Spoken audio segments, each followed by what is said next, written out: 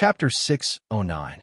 All of a sudden, a cloud boat belonging to the Zhongzhou school landed toward the west of Zhaoga City, along with a strong wind. What landed first was a mass of powerful fog, destroying many houses in an instant. The plum platform and the chessboard mountain were there. Though there were not many residential houses at the foot of the mountain, those who didn't evacuate in time would have been killed on the spot. The expression on Bu Qiuxiao's face changed slightly. He waved his hand to release the dragon-tail inkstone and aimed it at the cloud boat from a distance of 10 miles. A powerful and clean shapeless force grew between the dragon-tail inkstone and the cloud boat. If the cloud boat didn't stop moving, the dragon-tail inkstone would launch an attack at any moment. We have a deal. Today's battle will only take place in the royal palace.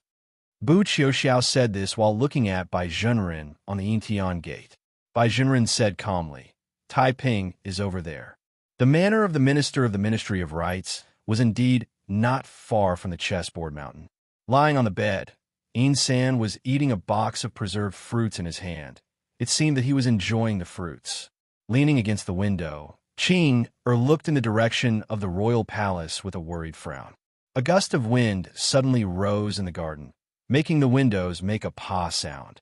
Soon after, a huge shadow loomed over the manor of the minister.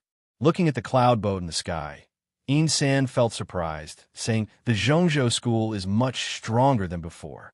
How did they find me so quickly?" Since Qing was not the great grandmaster of the mysterious dark sect, she exposed him directly. "If you didn't release the news on purpose, how could they find me so quickly?" The curtain rollers and Bulow Lin had done many things in Zhaoga City last night. The Zhongzhou school didn't have enough time to react, but they still found many clues based on their many years of experience. Many of the clues pointed to the manor of the Minister of the Ministry of Rites. The sect master and Bai Zhenren are not on the cloud boat. The green girl shot a glance at the sky. She still had the habit of addressing San as before. She turned her head around and said to San in a mocking tone, "It's you, Qianmen. Do you feel despised?" San smiled and said, "They are all very calm." If it were any other time, the immortal Tan and Bai Zhenren would definitely come to pursue him in person once they learned of his whereabouts, in order to prevent him from escaping. However, such a thing did not happen today. The name Taiping Zhenren sounded scary, but in fact, its combat power was limited. If Zhongzhou school really sent a top fighter over, the palace would be weakened. This was San's plan, but he didn't expect that Zhongzhou school would see through it.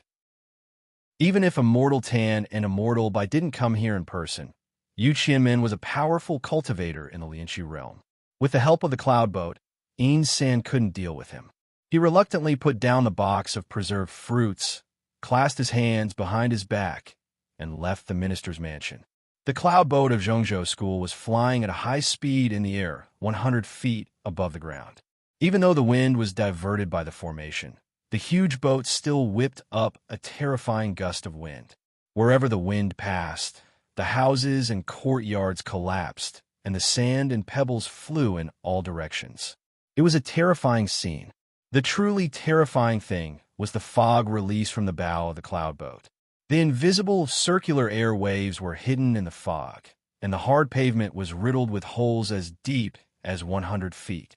The residents of Zhaoga City who hadn't evacuated yet had no time to react. They died under the collapsed beams or were turned into green smoke by the fog. Standing at the bow of the boat, Yu Qianmen looked at the scene on the ground. He didn't show any sympathy on his face, but the expression in his eyes was extremely cold. It was not a big deal to injure mortals by accident, but the youth in red clothing in the ruins had such a peculiar movement that the magic lock of the cloud boat couldn't lock him. And the blue bird following him, was it that person? "You did it on purpose, didn't you?" Looking at the ruined streets and alleys behind her, Qing showed anger in her eyes. She flew to San's shoulder and landed on it, yelling at his ear, "Why are you so angry?" San felt a bit itchy. He tapped on a lotus flower with the tip of his foot and flew to an artificial hill 1,000 feet away like a wisp of smoke, picking his ear with his hand. Qing pecked his finger forcefully, yelling, "So many people have been killed because of you." The emperor stayed one more night because he wanted the residents of Xiaoga City to evacuate. These people didn't want to leave for all sorts of inexplicable reasons. They were seeking death. Looking at the cloud boat in the sky, San smiled faintly. His body suddenly vanished and arrived under a large green tree 100 feet away. He reached out his hand and caught the blue bird in front of him. "Remember, those people are not your own kind," he said while staring into her eyes. Chinger felt a bit uneasy, asking, "What are you trying to say?" San said earnestly, "You're not a human being, at least you're not an immortal."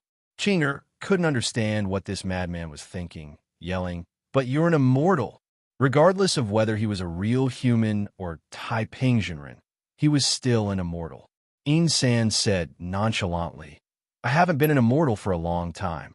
Even if Taiping Jinren were in Xiaoga City, you people still couldn't do it. Too many innocent residents would be killed or wounded." Looking in the direction of Intian Gate, Bu Xiao said sharply, "Otherwise, we would be no different from him." The patch of cloud and fog didn't respond, but the cloud boat in Xiaoga City halted. It was unclear if it was the idea of Bai Junren or the Immortal Tan. It could be seen clearly in the royal palace that dozens of swordsmen of the Zhongzhou school, led by Yu Qianmin, flew down from the cloud boat and resumed the pursuit, but they did it in a much quieter manner. If it were any other time, everybody's gazes would be fixed on that spot, because Taiping Jinren was there, but they pulled back their gazes that day. Leading Jing Xin, the Immortal Tan walked toward the Grand Hall step by step. Hundreds of secret guards came out from the walls of the side rooms on both sides of the hall, pointing at the square with a nervous expression while holding the crossbows and all kinds of weapons. In comparison to the vast square in front of the Grand Hall, the figure of the Immortal Tan looked very small, but nobody would think so. The great formation of the royal palace could be activated at any moment, like when the commander of the Northern Divine Army was killed, but it was meaningless for a swordsman of the Immortal Tan state. "You can all leave now," Jing Yao's voice rang out in the Grand Hall. Though it was trembling slightly, he was still calm. It was evident that he didn't want those secret guards to die. Hearing what the new emperor said, the secret guards fell silent for a while before they left after receiving the order. The square became empty again. Jing Jiao knew that he hadn't misjudged the new emperor. He left the stone steps and walked to the square, ignoring those chancellors kneeling in front of the Grand Hall. The Immortal Tan halted his steps. The two of them stared at each other calmly from a distance of a mile. The Immortal Tan said, "Now, we can talk about this world." "Please," said Jing Jiao. "I don't want Xiaoga City and this world to be destroyed because of us." The Immortal Tan continued, "This is a conflict of wills between the two of us, so it should be settled by us." "You're right," said Jing Jiao. "You and I will each send out 3 people. The winner will decide the matter." The Immortal Tan continued, "The winner can continue the fight." This was what he meant by fighting to the end. This was the simplest way to settle the matter, but it was also too brutal. Even in the mortal world, only the gangs on the streets would do so. However, the replacement of the emperor and the fight for the leadership of the orthodox cultivation sects were essentially different from the fight for the right to collect protection fees from the vegetable stalls on the streets. The Immortal Tan was indifferent to all this, and so was Jing Jiao. He didn't mind fighting like the gangsters on the streets, but he had no intention of accepting his opponent's proposal. He had calculated it carefully before he left Aoyama. Even if he employed that move, he would only have a 90% chance of killing the Immortal Tan. What about the remaining 10%? The most troublesome part was that if he employed that move, he wouldn't be able to fight again. What about the remaining 2 fights? The dead dog wouldn't leave the sword jail. The snow girl was too ashamed to meet anybody. Yuan Qijing was old. She was still sleeping. She would lose for sure. Hearing the proposal of the Immortal Tan, the cultivation practitioners in the sky thought it was the best way to settle the matter. Only by fighting to the end could the world be spilled with blood. Yet, nobody thought that the proposal of the Immortal Tan was completely fair. It was because everybody could tell that the Aoyama sect had no chance of winning. The Immortal Tan and Bai Junren were the strongest swordsmen in Chaotian. Even the sword justice of Aoyama, Yuan Qijing, was slightly inferior to them, unless a principal guard of Aoyama participated in the fight. However, there was still a unicorn on Cloud Dream Mountain, who could defeat the 3 strongest swordsmen in the Zhongzhou school in a row. Not even the churchmaster of the Bloody Demon Church could do it. The only person who could do it was the sword light that had traveled heaven and earth a few years ago. Thinking of that sword light, the cultivation practitioners of various sects had a slightly different mood. The departure of the immortal Lu Ci had a great impact on the Aoyama sect. As expected, Jingjiu didn't accept the proposal of the immortal Tan, saying, "I don't accept it." The immortal Tan was not surprised, saying, "Please tell me what you have in mind, immortal." Everybody thought that Jingjiu would request to increase the number of rounds or to change to another plan. They didn't expect his suggestion to be so unbelievable.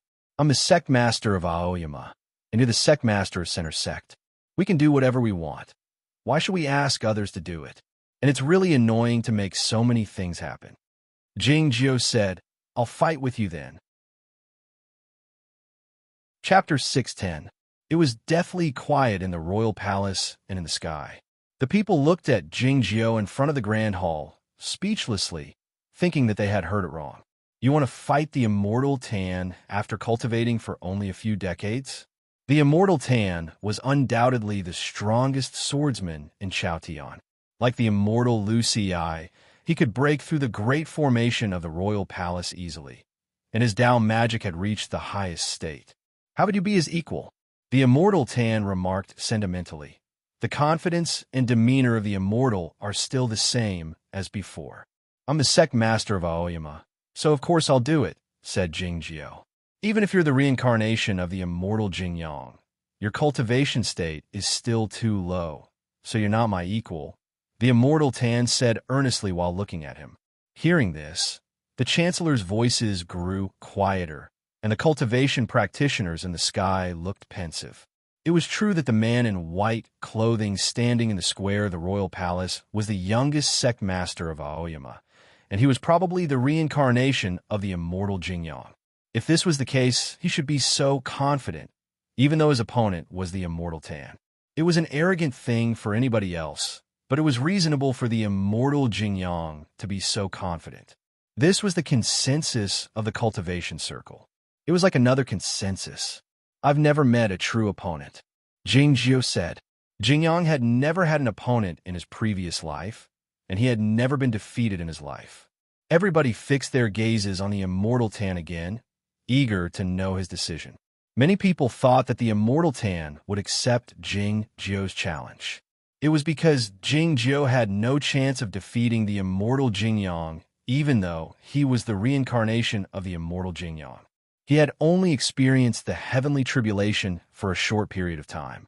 Unexpectedly, the immortal Tan shook his head after a long moment of silence. This meant that he didn't accept the challenge. After making this decision, the immortal Tan's expression became a bit more relaxed. The reason was complicated. In addition, there was a hint of regret in between his eyebrows. It was the greatest wish of the swordsmen of his generation to fight the immortal Jingyang. Jingjiu said, "Each of the 2 sects will send 10 people to fight 10 rounds. If this was the case, then no matter how powerful Reverend Tan and Reverend Bai were, they would only be able to win 2 matches, and the outcome of the remaining 8 matches would be unknown." Upon hearing Jingjiu's words, a Yamatai scholar raised his eyebrows slightly and said, "Are you preparing to face off against each other?" "No, this is his confidence in the Aoyama sect," Bu Qiuxiao said expressionlessly. It was very obvious that Jingjiu felt that other than the 2 enlightened masters, Tan and Bai, the rest of the experts from Zhongzhou school were not worth mentioning. They were definitely not a match for the sword cultivators of Aoyama. On second thought, it was indeed so. Excluding Yuan Qijing and Fang Jingtian, Guang Yuanjinren, Fu Wang, Nin Wang, and Mo Qi, the elders in the peak of the Broken Sea realm, or the upper level, were more than enough to wipe out all the enemies. After Lu Ci's departure, the fighting prowess of the Aoyama sect was not as strong as that of Zhongzhou school, but their intermediate fighting prowess was much higher than that of Cloud Dream Mountain. Jingjiu said calmly, If you think this is not enough to show the full strength of the two sects, you can increase it to 100 rounds or even 1,000. Hearing this, the Yamatai scholar stopped talking, and the cultivation practitioners of other sects were speechless as well. The total number of the inner sect disciples of the Aoyama sect was about 1,000. Jingjiu was extremely confident in his own Aoyama sect. In the morning sunlight, the immortal Tan suddenly reached out his right hand and said, 5 rounds. The winner will continue. Those chancellors who had rushed out of the Grand Hall had already returned to the corridors. It was quiet in the square of the royal palace, resembling the wilderness. The immortal Tan and Jing Xian were the only ones standing there, and a small green curtained sedan was parked by the palace wall.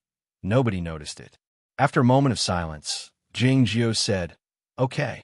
There was another uproar in heaven and earth. Nobody thought the Aoyama sect would win. Even though Yuan Shijing had come to the royal palace in advance, and the unicorn didn't come out, the Aoyama sect had no hope of winning. Who could defeat the immortal Tan? And the patch of cloud and fog above the Intian gate was glowing slightly under the morning sunlight. The immortal Tan didn't show any hint of joy on his face. "Please dismantle the great formation of the royal palace. Otherwise, it's hard to say that it's fair," he said dully. Though Jing Jiu didn't do anything, everybody could sense that the great formation of the royal palace had been dismantled, and those stone posts had stopped glowing, turning back into inanimate objects. The immortal Tan raised his right hand, and a dozen cloud boats in the sky backed off until they were a few miles away from Xiaoga City. Seeing this scene, the people were startled. It was said that the Bai family was in charge of the Zhongzhou school, and that the sect master was merely an empty position, but it seemed that it was not the case. "Please," said Jing Jiu. The immortal Tan asked, "Which cultivation friend of the Aoyama sect will fight first?" Countless gazes looked up at the sky and the side hall, as if they would see the wind and snow in the next moment. The morning sunlight dyed the sky red, but there was no sign of rain, let alone snow. If Yuan Qijing didn't come, where would Fang Jingtian be? Who would fight if the two swordsmen of the heavenly arrival state of Aoyama were not here? Jing Xian left the immortal Tan and walked toward the palace wall, ignoring those eunuchs who were making way for him. The great formation of the royal palace had been dismantled, but the square had to be cleared and a new barrier had to be set up. Otherwise, the next 5 fights between the Aoyama sect and the Zhongzhou school would definitely destroy the entire royal palace. The immortal Tan stood in the square casually, his cotton cloth ruffling in the wind, but he gave off a feeling of unparalleled prowess. The people were certain that the immortal Tan would win the first fight, and they even thought that he would win 5 fights in a row. Both Zen Master and Bu Qiuxiao thought so. Nobody in Aoyama could defeat the immortal Tan, not even in all of Chaotian, unless the broadsword king Chao Yuan came from White Town. However, Chao Yuan was a member of the Guocheng Temple and the Windy Broadsword Church, but he was not a member of Aoyama. The immortal Tan stood in the square, waiting in silence, showing no sign of anxiety. The clearing of the square continued. The 2 Sir Golden Ox came out from the underground and took over part of the control of the Great Formation, setting up the barrier of Yuanqi. A secret guard and a few eunuchs were ready to carry the small green, curtained sedan away after they ascertained that the area around the palace wall was safe. The few eunuchs were scared out of their wits that day, their faces pale. Looking at the figure of the immortal Tan in the square, their eyes full of fear. After being told by the secret guard in a low voice, they held onto the handle of the small green, curtained sedan with trembling hands. It was then that a voice suddenly came out from the small green curtained sedan. "Did I allow you to move?" The voice was devoid of any emotion, and it was not pleasant either. It was quite ordinary. It was like the river and the ocean. It was like the peak of the sky and the sun. The voice was not loud, but it spread throughout the whole of the royal palace, Xiaoga City, and heaven and earth. Someone was in the small green curtained sedan. Countless suspicious gazes were cast in that direction. Some of them wondered if it was the great Grand Master of Shui, Yu Nunnery, who had come in person. Those chancellors in the Grand Hall who had seen Nanzheng come to report the news were bewildered, wondering why there was someone else here. What the people found most eerie was that what the person in the small green curtain sedan said sounded like she was talking to those eunuchs. But it was more likely that she was talking to the immortal Tan and Jingjiao. Did I allow you to move? One of them was the immortal sect master of Aoyama, and the other was the immortal sect master of Zhongzhou School. In all of Chaotian, who had the qualification and courage to talk to them like this at the same time. At the beginning of the month, I reported to you that I would move to a new house this month, and there were many things to do. I had to prepare for my whole family in Hubei to avoid the summer heat, so I would update less frequently. I would try my best to update as much as possible. Here is the warning. However, it is quite interesting to think about it. Like what I had done in the past 10 years, I would stop updating for various inexplicable reasons when I encounter a blockbuster, and I would do the same when I encounter a climax. My body feels like that of the first child sword. Chapter 6:11. The voice coming out from the small green curtained sedan sounded a bit young. Some young disciples of various sects thought the voice sounded familiar, but they couldn't remember who it was. As for those high-level swordsmen, they had no idea who the voice was. They thought it was not a formidable figure in the Shui nunnery sect. For some reason, the expression in the immortal Tan's eyes grew grave when he looked at the small green curtained sedan. In a courtyard outside the royal palace, Insan halted his steps and looked in the direction of the royal palace, the expression in his eyes changing slightly. He was as carefree as ever when the cloud boat of the Zhongzhou school pursued him. He didn't mind Yu Qianmen and dozens of swordsmen of the Zhongzhou school following behind him. Yet his expression was very cautious at the moment, and a hint of retreating showed in his eyes. The blue bird landed on his shoulder and asked confusedly, "What's wrong?" Insan remarked sentimentally, "I didn't expect that madman to still be alive and to come here." The eunuchs at the foot of the palace wall were startled, wondering why the sedan was not empty. Was it haunted this early in the morning? They were so scared that they fell to the ground and crawled away on all fours. A young woman walked out from the sedan after the green curtain was lifted up. She wore an ordinary dress and combed her hair in an ordinary style, and her face was also ordinary. There was nothing special about her, but she drew a series of soft exclamations. Guodong! The young disciples of some sects had seen Guodong of Shui nunnery before, and they knew that she had an outstanding talent and a great ambition. But in fact, no one knew what she wanted all this time. Many years ago, Pei Baifa and the godly swordsman of West Ocean had a duel. Pei Baifa died in the duel, and the godly swordsman of West Ocean pretended to sink to the bottom of the ocean after being severely wounded. A disciple of Shui nunnery attempted to assassinate the godly swordsman, but he was killed instead. Many people guessed that the person should be Guodong, and they thought that she had died at the time. Unexpectedly, she was still alive.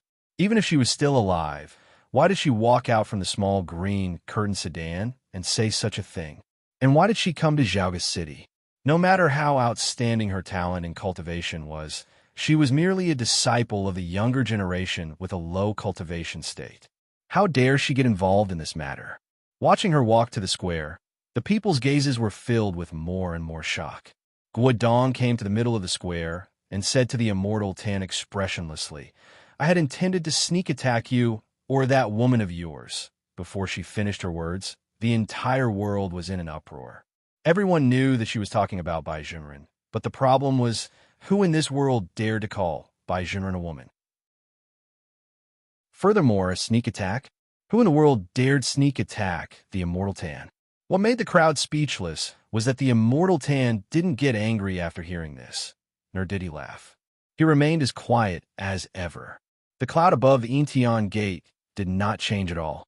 Guodong continued, "But since you are a nice person, I've decided to spare your life and fight with you directly." The immortal Tan didn't get angry. All he did was look at her in silence, as if he were looking at the most important issue in Chaotian. Everybody was stunned and on the verge of going crazy. How could she say that she would spare the immortal Tan's life? This was too absurd. Guodong's energy was quite ordinary, and it hadn't improved at all since she came here from the small green curtained sedan. But as soon as she made this statement, Her energy had changed abruptly. A ray of morning sunlight came from the east, shining on her body and her ordinary face. Boom! The violent wind whipped up in the square, rolling up the dust and leaves in the cracks of the green stone slabs and spinning around her body at a high speed. It looked like innumerable strands of silk had gradually turned into a large cocoon, trapping her in the middle. Some people thought that the immortal Tan didn't want to lower himself to the level of this crazy disciple of the younger generation, so he employed the magic method to trap her. In the next moment, the large cocoon made of the wind, dust, and leaves suddenly broke open, turning into countless green glows and dissipating in heaven and earth.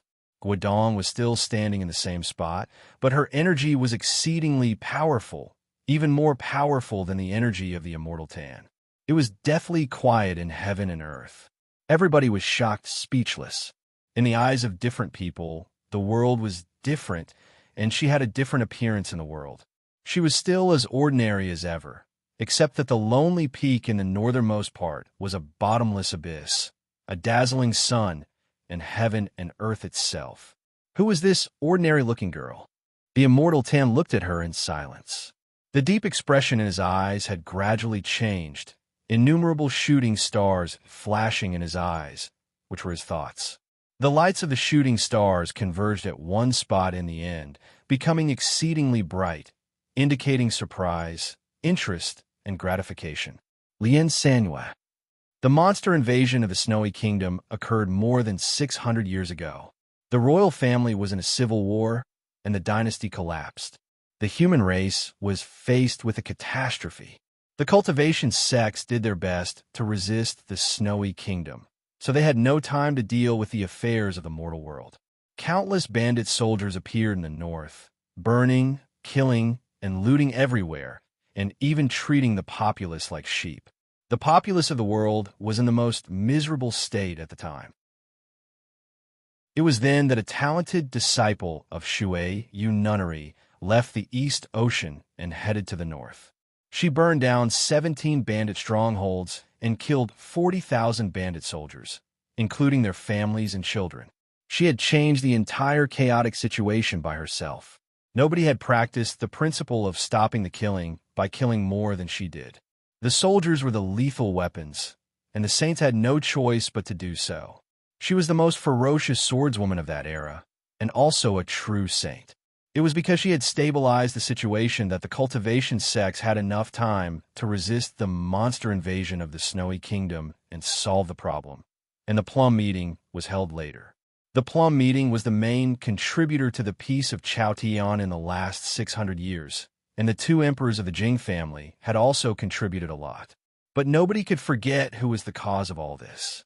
The talented disciple of Shui Yu Nunnery was none other than Lien Sanhua. Lien Sanhua was undoubtedly one of the most powerful swordsmen in Chaotian, and she was considered to be the most likely to ascend successfully after the immortal Jingyang. In the years after the Plum Meeting, she could still be seen in the world once in a while, and every time she appeared, there would be a bloody battle. For some reason, she felt disheartened. She returned to Shui Yu Nunnery and started cultivating behind closed doors in an attempt to break through the path toward heaven. There were many rumors about her. Some said that she had died a long time ago, and some said that she had tried to ascend after the immortal Jingyang had ascended, but died because of the heavenly punishment. Unexpectedly, such a legendary figure was still alive, and she had turned into a regular disciple of Shui Yu Nunnery and appeared in front of the world. When the people looked at the woman in the square again, what they saw was not the usual lonely peak, abyss, and sun, but a bloody ocean. She had never been an unworldly swordsman like the immortal Jingyang who didn't care about the affairs of the world. Nor was she a kind and forgiving swordsman of the previous generation like the immortal Lu Ci and the immortal Tan. She had a different image. In the history of the cultivation world, Lien Sanhua's cultivation state and fighting prowess could be ranked in a very high position, and she would be ranked even higher in terms of the number of people she had killed. If the people killed by Taiping Jinren and Emperor Shao in the world were not counted, nobody in Chaotian had killed more people than she had. An elder of a deviant sect whose sect had been wiped out by her had said indignantly before his death that she had killed more people than the churchmaster of the Bloody Demon Church back then. Looking at the ordinary woman, many people felt a sense of dread instinctively. They felt their lips were a bit dry, and those who had a guilty conscience even felt their legs turn to jelly. Jingjiu looked at the woman in the square in silence. He didn't see any blood. All he could see was the scenery outside the round window. Guodong was Lien Sanhua. Though she didn't succeed in her ascension, she didn't die because of the heavenly punishment. At the critical moment, she chose the method of transforming a silkworm into a butterfly and was reincarnated. This kind of reincarnation was not the so-called reincarnation of the Zen sects. It was more like a transformation of the body. Her appearance had changed, her energy had changed, and her name had also changed. She was still the same person. This was one of the 3 paths Jingjiu had told Zen Master about in the Guocheng Temple. In fact, Zen Master had told him about this path back when he was on the Shima Peak. He of course knew about this path because it was her Tao path. Unfortunately, they had different Tao paths, so they couldn't walk to the end together.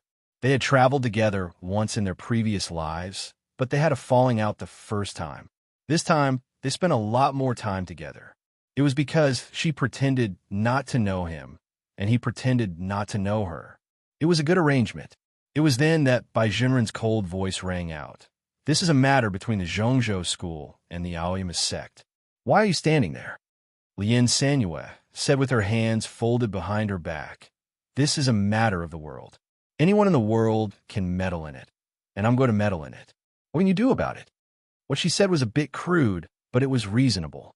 It was because the one with the bigger fist was the one in the right. Though her fists looked small and adorable behind her back, they could create a big hole in the sky if she punched them out. You are not a member of the Aoyama sect after all, said Bai Jinren. But I am his, said Lien Sanhua with a faint smile. Because of this smile, her ordinary face suddenly became radiant and incomparably moving. She looked like a flower growing on the cliff wall of an abyss on a lonely peak under the sunlight. Chapter 6:12. It was quiet in heaven and earth. Am I his woman? Who? Woman? Lover? Madam? Who is he? Countless gazes fell on Jingjiu. There had been a rumor in the cultivation circle that Lien Sanhua had a crush on the immortal Jingyang. However, nobody could prove it. They could only make inferences based on the fact that Lien Sanhua had swept through Qingrong Peak, and Nan Wang, who was said to hate the immortal Jingyang the most, cried all night long. Nobody dared to discuss this matter while the immortal Jingyang was still alive. The immortal Jingyang had left, and Lien Sanhua had disappeared. But the Aoyama sect and Shuei nunnery were still alive, so nobody dared to discuss this matter. It wasn't until many years later that someone said the same thing in the square of the royal palace under the gazes of tens of thousands of people. Many people felt bewildered. It was the bewilderment of witnessing the history with their own eyes, and they even felt powerless. They were eager to know what the other person would say. According to the temperament of the immortal Jingyang, he hadn't accepted Lien Sanhua back then, so he wouldn't admit it now. Those who were more realistic, like Duke Liu, thought nervously that if Jingjiu denied it, would the senior master Lien Sanhua still stand on the side of Aoyama and fight against the Zhongzhou school? Those who yearned for a better life, like Ping Yongka, thought anxiously that his master would be a jerk if he denied it at this moment. Those who enjoyed watching the fun, like Apiao, wondered how much fun it would be if Senior Master Zhao were here. After an unknown period of time, Jingjiu uttered heaven and earth suddenly felt more relaxed. Duke Liu uttered jerk in his mind.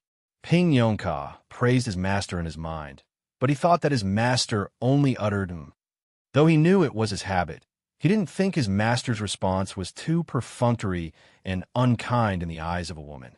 Apiao floated on the beam in the deepest part of the palace, peeking at the scene in the square while clicking her tongue. Jingjiu had never said anything like that, not even anything similar. So even if it was just a soft hum, it sounded a little stiff. Did he need Lien Sanhua to help Aoyama? Of course not. Was it because she owed him too much in her previous life? Not really. Back in the West Ocean, he risked his life to save her and sewed up his bones, internal organs, muscles, and skin with her natural worm silk. Then, he treated his wounds with her in Diyuan City and traveled around the world for a few years. Then, he went to the Cloud Dream Mountain to participate in the Tao competition and snatched the Fairy Book of Longevity. He risked his life to refine the fairy awareness left by Run in the Fairy Book of Longevity. Finally, he poured all the fairy aura into her body. No matter how much he owed her, it should be enough. However, what he didn't realize was that there were many things that couldn't be cleared just by returning them. Spring, summer, autumn, and winter. This life was this life. He had given her life. Those threads were still in his body. Of course, she belonged to him.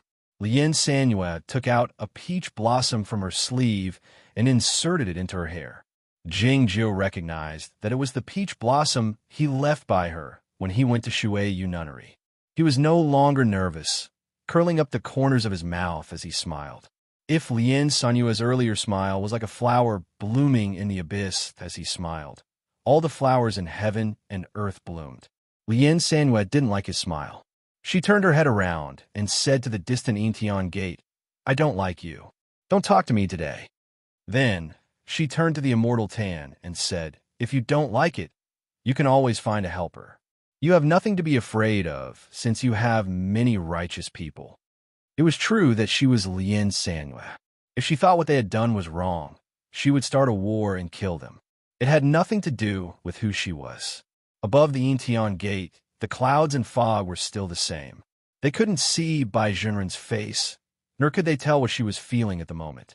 All they could hear was that she said, "Mr. Qingtong, it looks like you have to strike first."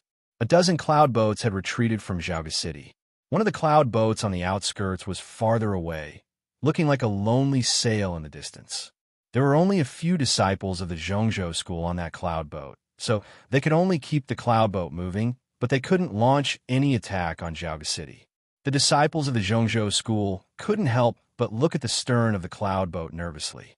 A person was sitting in the shadow of the boat at the stern, his head covered by a coarse cloth, covering his whole body. It was unclear whether he was afraid of the sunlight or hated it. As the voice of Bai Junren rang out on the cloud boat, the person took off the cloth covering his head slowly, revealing his true self. The person wore a green cloth, his face pale, his hair disheveled. It was unclear how many years he hadn't washed his hair. His eyes were sunken, giving off an eerie feeling. He was Ko Qingtong, whom Tong Yin had mentioned before, the old weirdo who had been hiding in the back mountain of Cloud Dream Mountain for many years. Looking at the morning sun in the east, Ko Qingtong displayed a disgusted expression as he said, "If you want me to strike, you have to give me the fairy book first." His voice was very dry, sounding like the rubbing of two rocks, as if he hadn't drunk water for 1,000 years. "If you were killed by that woman, the fairy book would be useless to you." The voice of Bai Junren rang out on the cloud boat again. Ko Qingtong went on with narrowed eyes. "Do you think someone in this world can kill me?" Bai Junren said, "That woman is the most capable of killing people in this world." Ko Qingtong let out an eerie laugh as he said, "The Zhongzhou school is getting worse with each generation. You're much worse than your grandmother, but you're using such a clumsy method to provoke me. I really don't understand how you managed to cultivate to your current cultivation state with such a terrible temperament. Did you rely on taking pills? You were called the most capable devil man when you were at the Bloody Demon Church, but I'm not trying to provoke you. It's because she happens to be the same kind of person. As for me, I'm the current me regardless of whether it's because of taking pills or the legacy of my ancestors. You don't dare attack me casually. As such, this is the only way for you to obtain the fairy book." Bai Junren's voice was as calm as ever. Ko Qingtong stood up in a strange posture and walked toward the front of the cloud boat.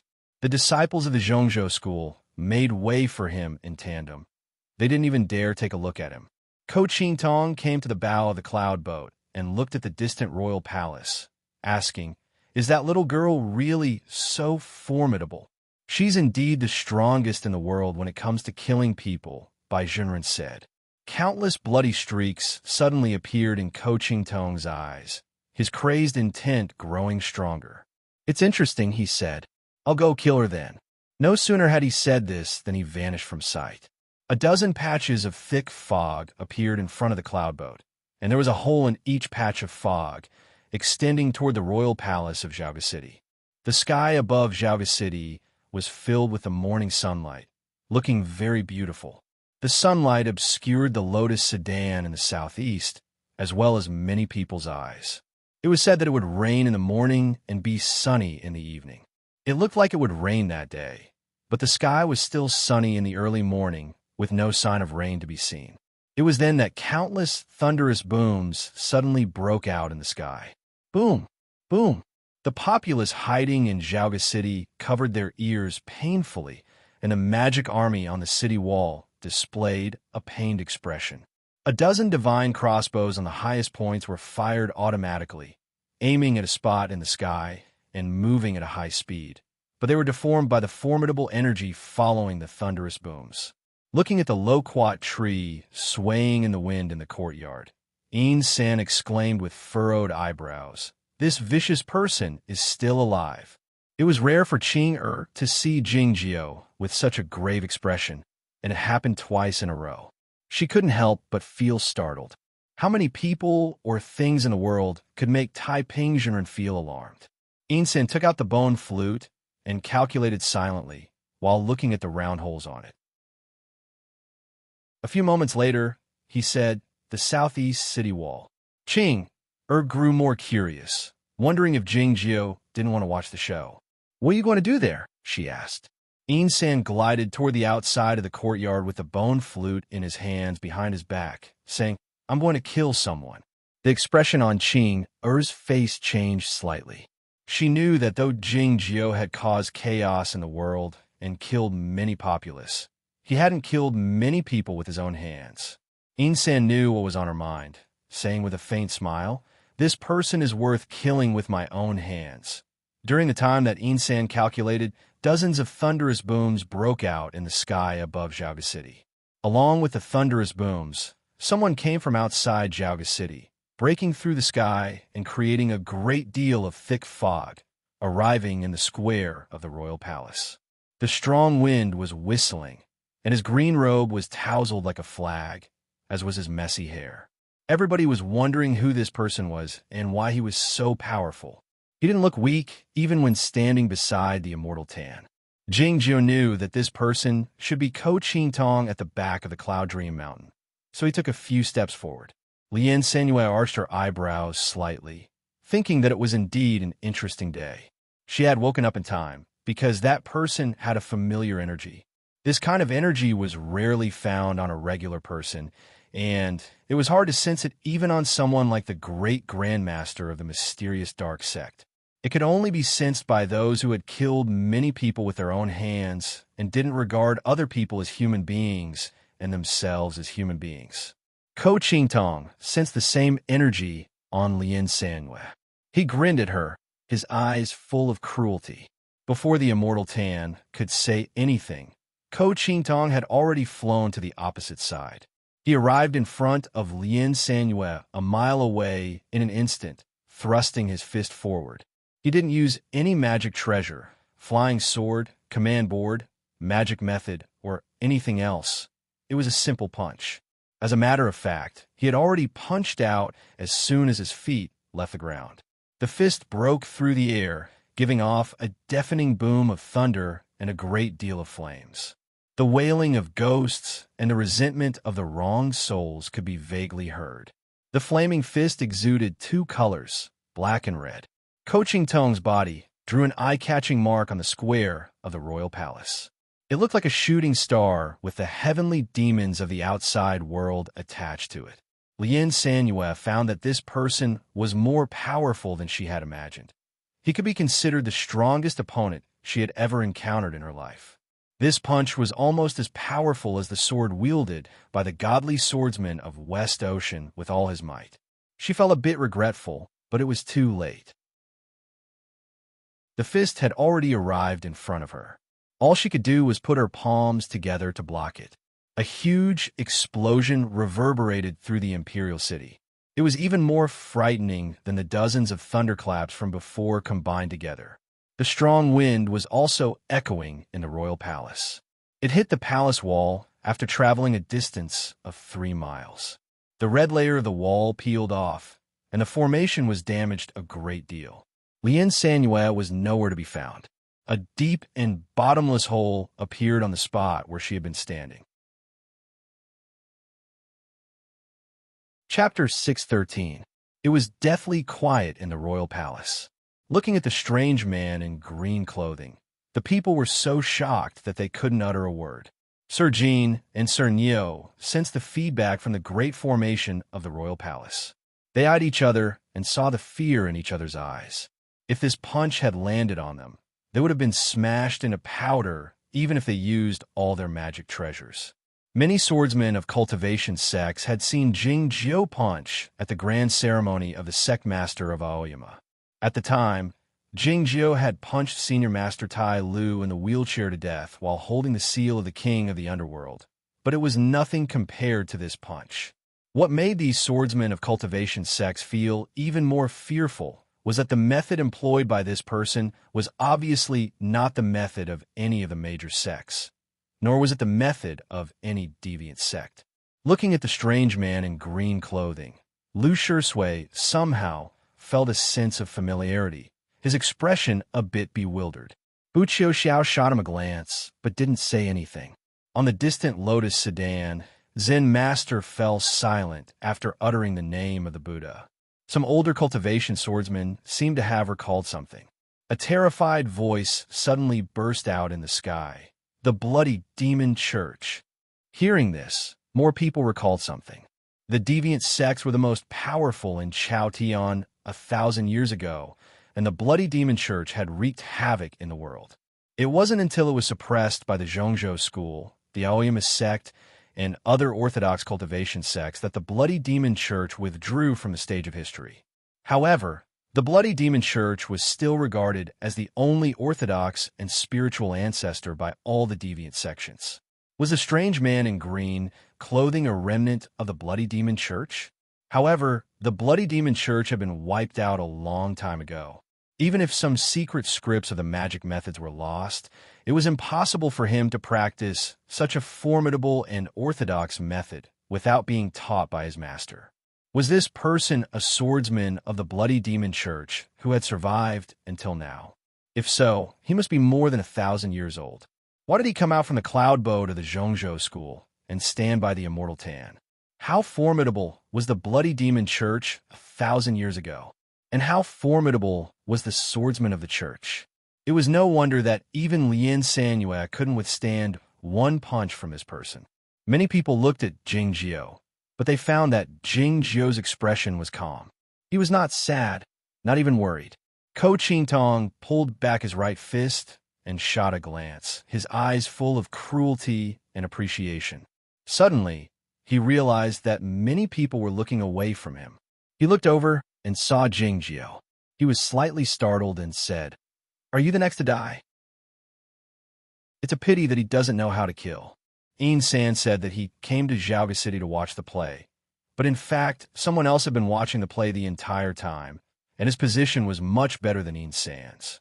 In the side hall, Ping Yongka witnessed the passing of the emperor, the royal concubine, crying like a little kitten, the ascension of the new emperor, the arrival of the immortal Tan from the sky, and Lien Sanua coming out of the bridal sedan chair and claiming that she was his master's woman. He had watched all the plays about life, tragedy, court affairs, xinxia, and lovers in one day. It seemed that he intended to experience all the joys and sorrows of the human world. However, the wonderful play stopped abruptly after Lien Sanua appeared. The strange man in green clothing had knocked Lien Sanua to the ground with one punch, and it was unknown whether she was dead or alive, and then he claimed that he would kill his master. Ping Yongka felt both scared and angry, but he was fully aware that his opponent could kill him with a single breath. He couldn't do anything about it. It was then that he heard the surprise scream in the sky and the anxious discussion of the chancellors in the grand hall. He pushed open the door of the side hall and yelled toward the square after rolling his eyes. The Zhongzhou school claims to be the leader of the orthodox cultivation sects, but it harbors the evildoers of the bloody demon church in secret. You people are shameless. What qualifications do you have to contend with my master? The exaggerated voice of the young disciple of Aoyama echoed in the royal palace. However, neither the officials in the Grand Hall nor the cultivation practitioners of various sects in the sky paid any attention to him, and nobody followed him in denouncing the Zhongzhou school. Ping Yongjia felt quite embarrassed. When he found that the strange man in green clothing was looking at him, he felt even more scared. He closed the window with a pa sound and pulled the quilt over his head. In the next moment, he remembered that the emperor had passed away on this very bed. He couldn't help but feel even more scared. He rubbed his hands together and apologized to the emperor, saying, "Please don't blame me." That person was a surviving member of the Bloody Demon Church, and he might have been a high-level member of the Bloody Demon Church 1,000 years ago. But he had joined hands with the Zhongzhou school. Normally, this should have aroused the anger of all the orthodox cultivation sections. None of the sects said anything. It was not because they were afraid of the reputation of the Zhongzhou school. It was because even the Zen master and the scholars of Yamatai remained silent. The reason was simple. When they remembered who this strange man in green clothing was, they also recalled the past. The Zhongzhou school had obtained the consent of all the orthodox cultivation sects to take in this strange man in green clothing 1,000 years ago. At that time, the Bloody Demon Church was on the verge of defeat under the siege of the orthodox cultivation sections. However, the Bloody Demon Church still had numerous masters and terrifying killing formations in the headquarters of the Bloody Demon Church.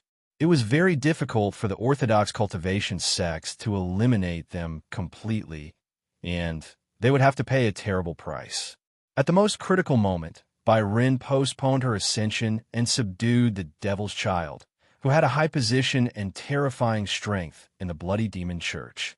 Through the Devil's Child, the orthodox cultivation sects got hold of a lot of internal information about the Bloody Demon Church and successfully attacked the headquarters of the Bloody Demon Church.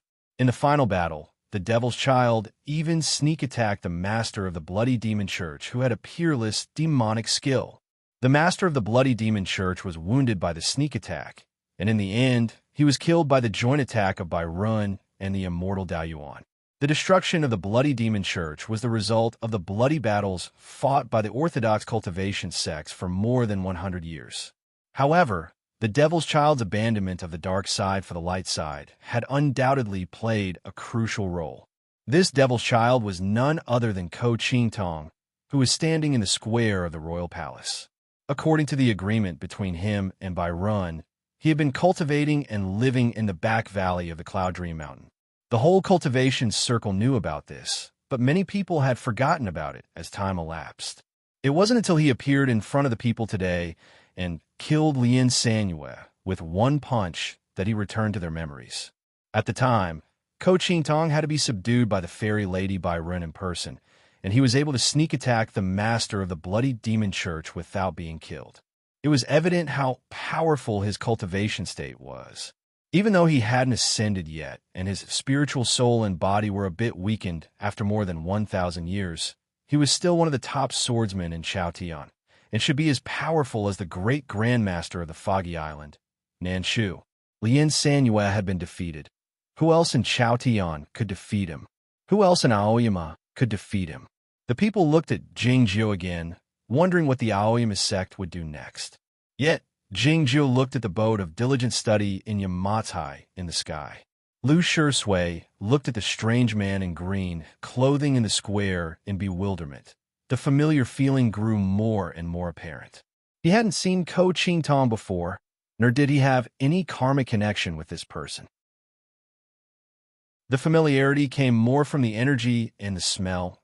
Back when he swallowed the devil pill at the bottom of the muddy river, he learned the secret deviant methods passed down by the Bloody Demon Church.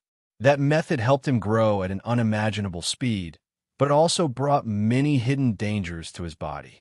He was forced to study the Buddhist scripts in the vegetable garden outside the Guocheng Temple for many years, and then he went to Yamatai to study the Orthodox sect for many years before the hidden dangers gradually disappeared. Looking at Ko Ching Tong that day, the demonic energy in the deepest part of his Tao tree and the tiniest meridians suddenly became active, spreading like a wildfire. His face turned ashen. He swayed a few times while clutching his chest and had almost fallen off the boat of diligent study. Bu Xiao had been paying attention to Lu Shui since he had ascertained the identity of Ko Ching Tong. Finding that his energy was stimulated, Bu Xiao raised his eyebrows slightly. He grabbed a handful of gentle wind with his right hand and poured it into Lu Shui's ear. As the gentle wind washed his pulse, Lu Shui felt the annoyance in his chest eased a bit.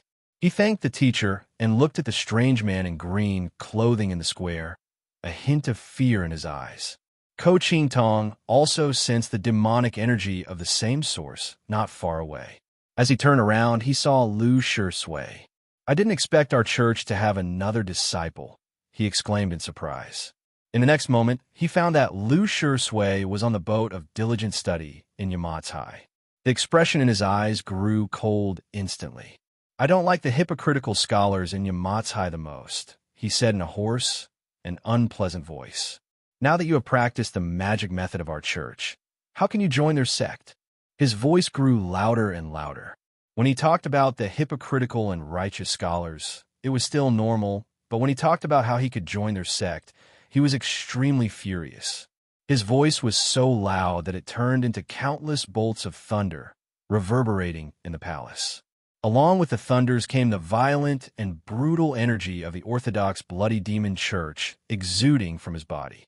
It was easier for the other cultivation practitioners of the Orthodox sects, as long as they guarded their hearts with their wills.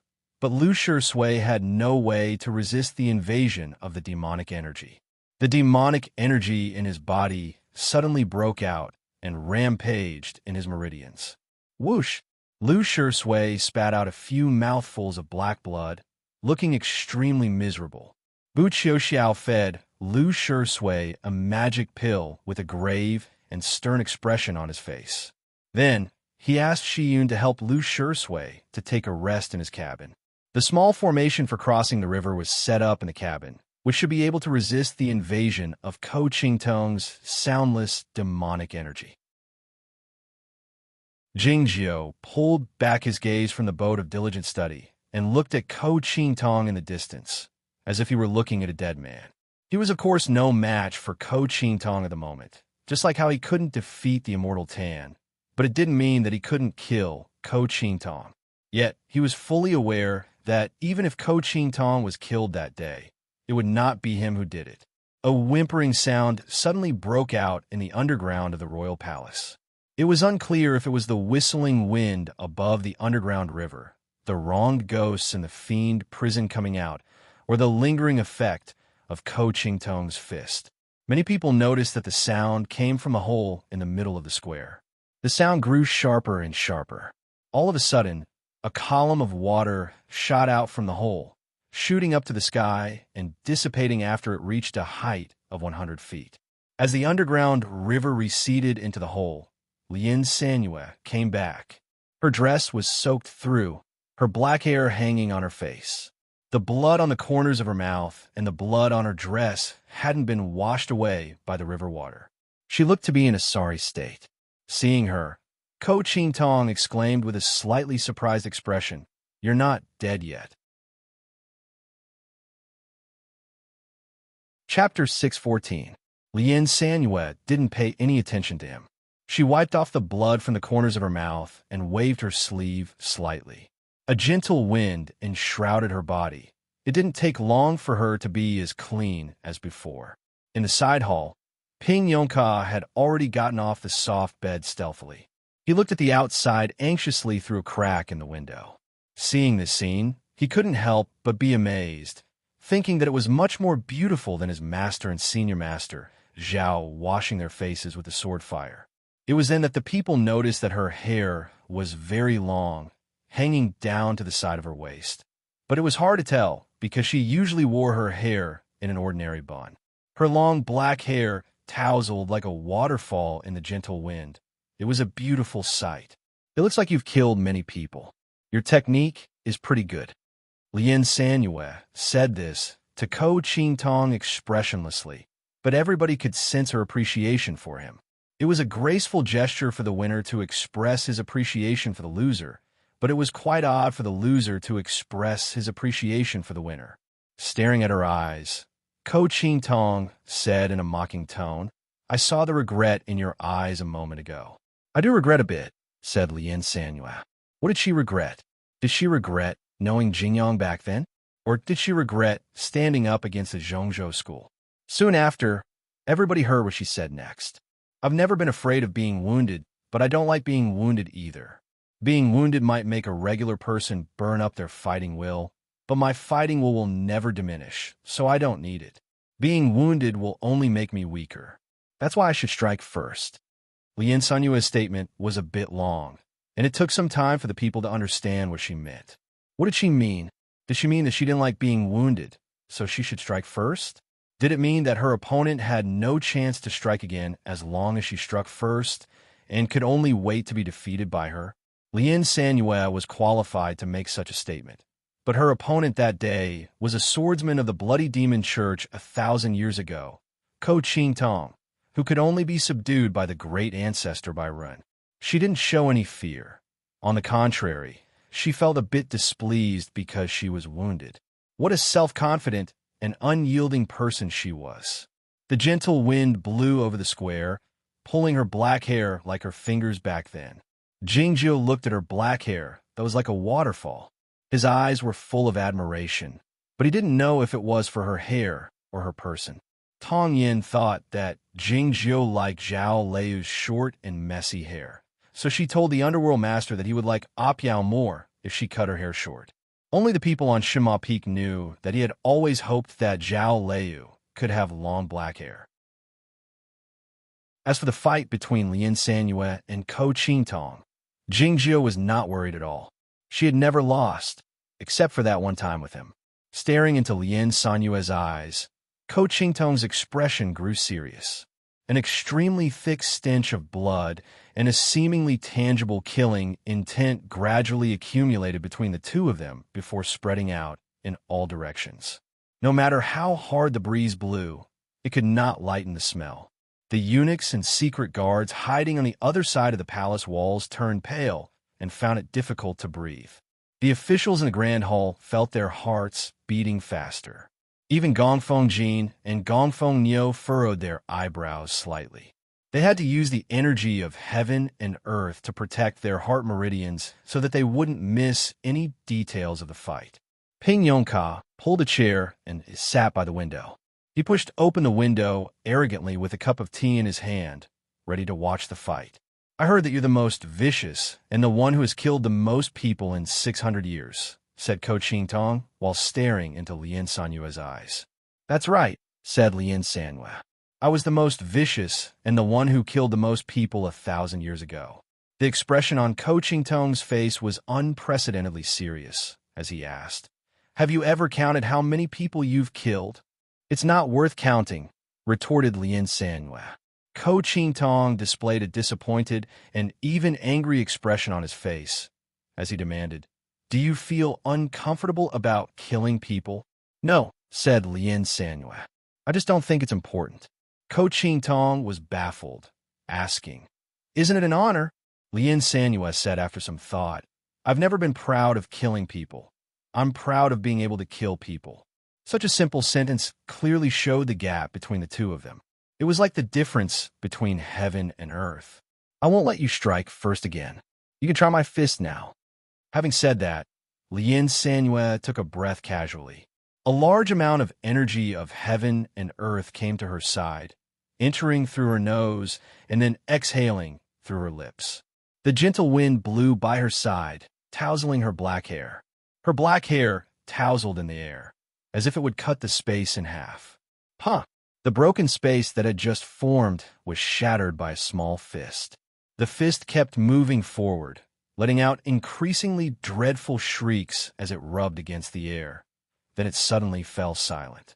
Ko Ching Tong murmured with a grave expression, "Damn it! How could she be so powerful?" Lien Sunyue's fist vanished from the sight of the crowd, as well as heaven and earth. So did her opponent. On the vast square of the royal palace, there was nothing but the gentle morning wind and a few green leaves twirling along with the wind. All of a sudden, the green leaves turned into the tiniest particles, dispersing with the wind. In the meantime, a very thin line appeared in the square. The thin line emitted a light, but it was brought forward by the line before it could travel far.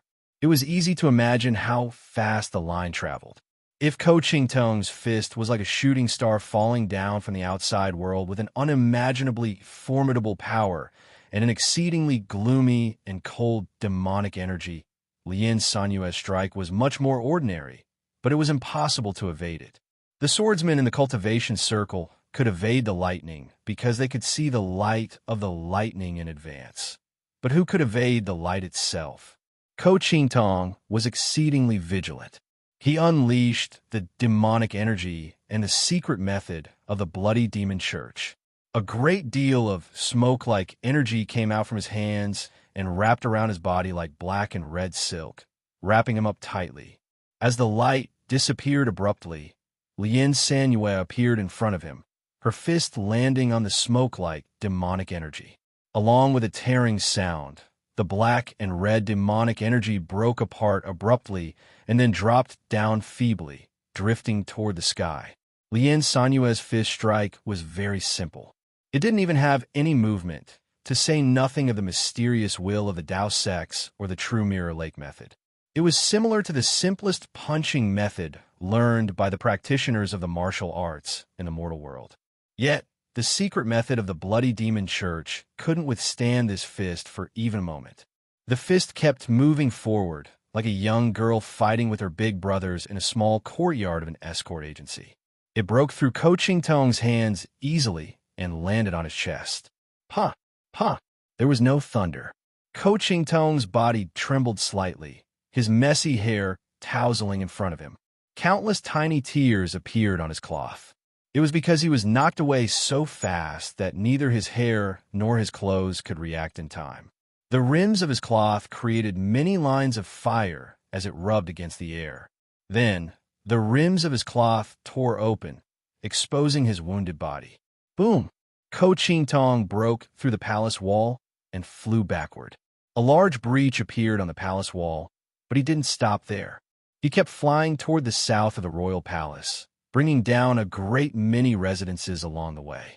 A tremor occurred on the ground, and the Intian gate quivered slightly.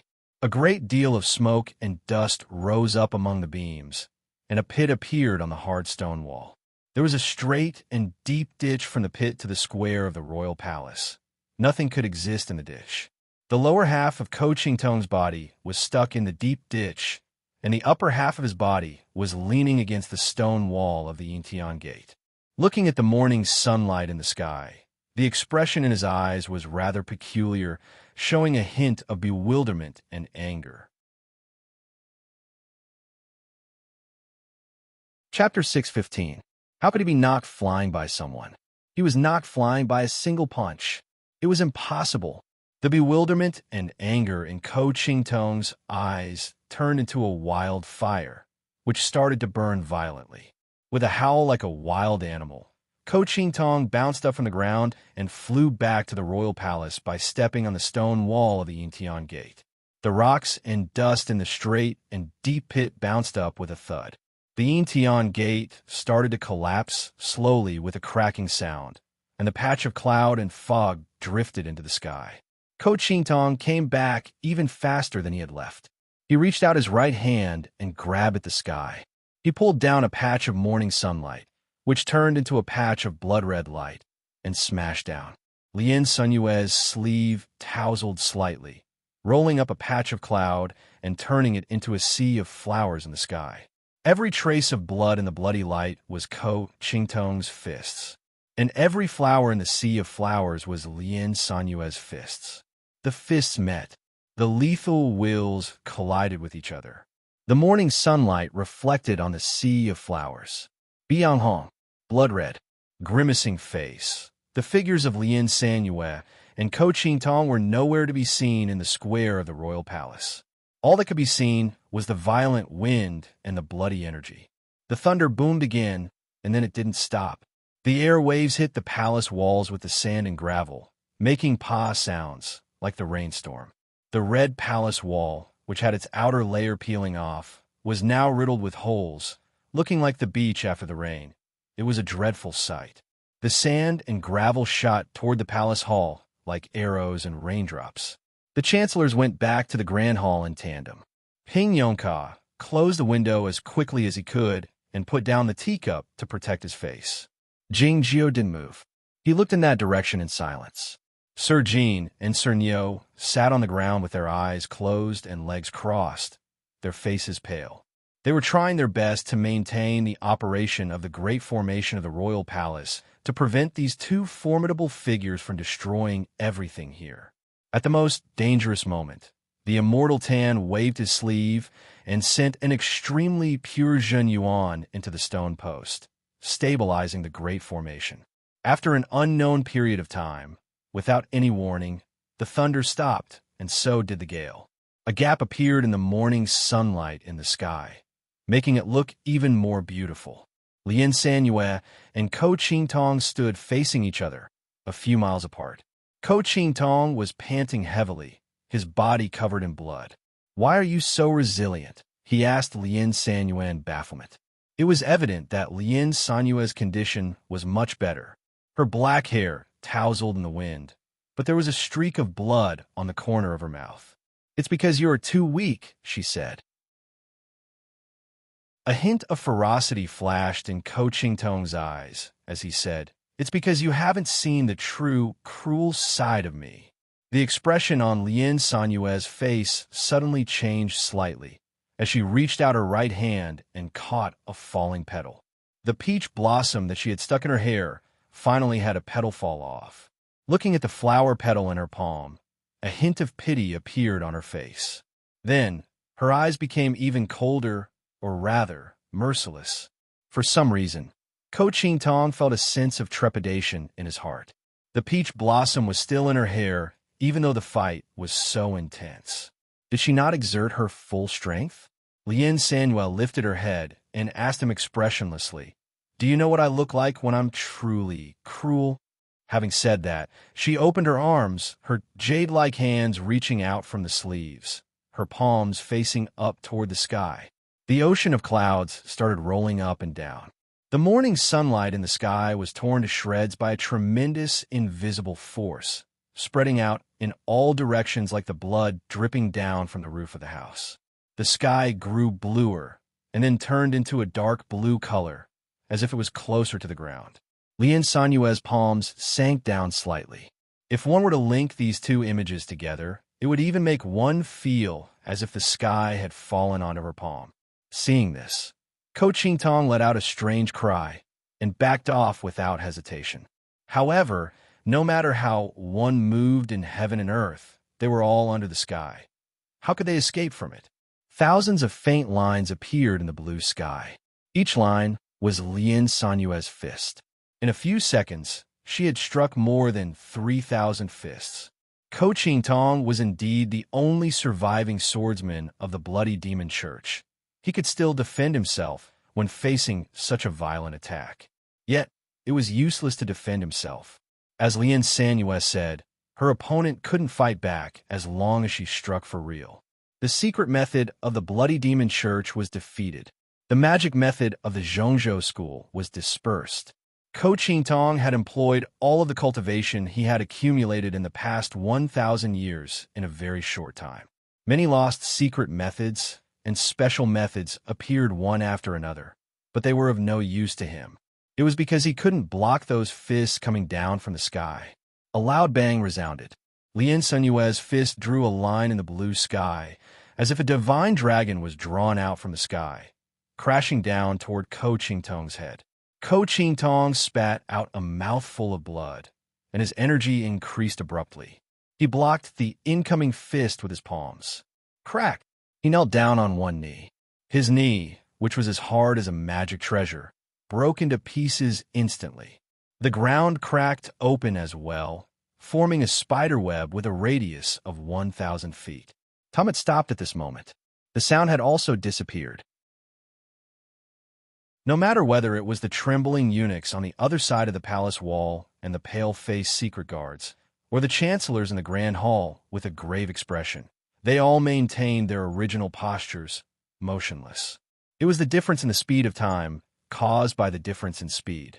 Lien Sanhua spun her head around to look at Jing Jiao, flashing a childlike smile, as she thought that Jing Jiao couldn't catch up to her at the moment. Then, she turned her head around and looked at Ko Qingtong. The smile on her face faded away, as if she was looking at a dead man. She clenched her fist and punched at him again. Ko Qingtong's cultivation state was exceedingly high.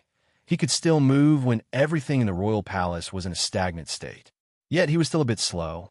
He had just pulled back his hand from the top of his head, so he didn't have enough time to put them in front of his body. Seeing the fist coming closer and closer, a hint of anger and helplessness showed in his eyes. Ko Qingtong was sent flying again. It was the same as last time. It was simple.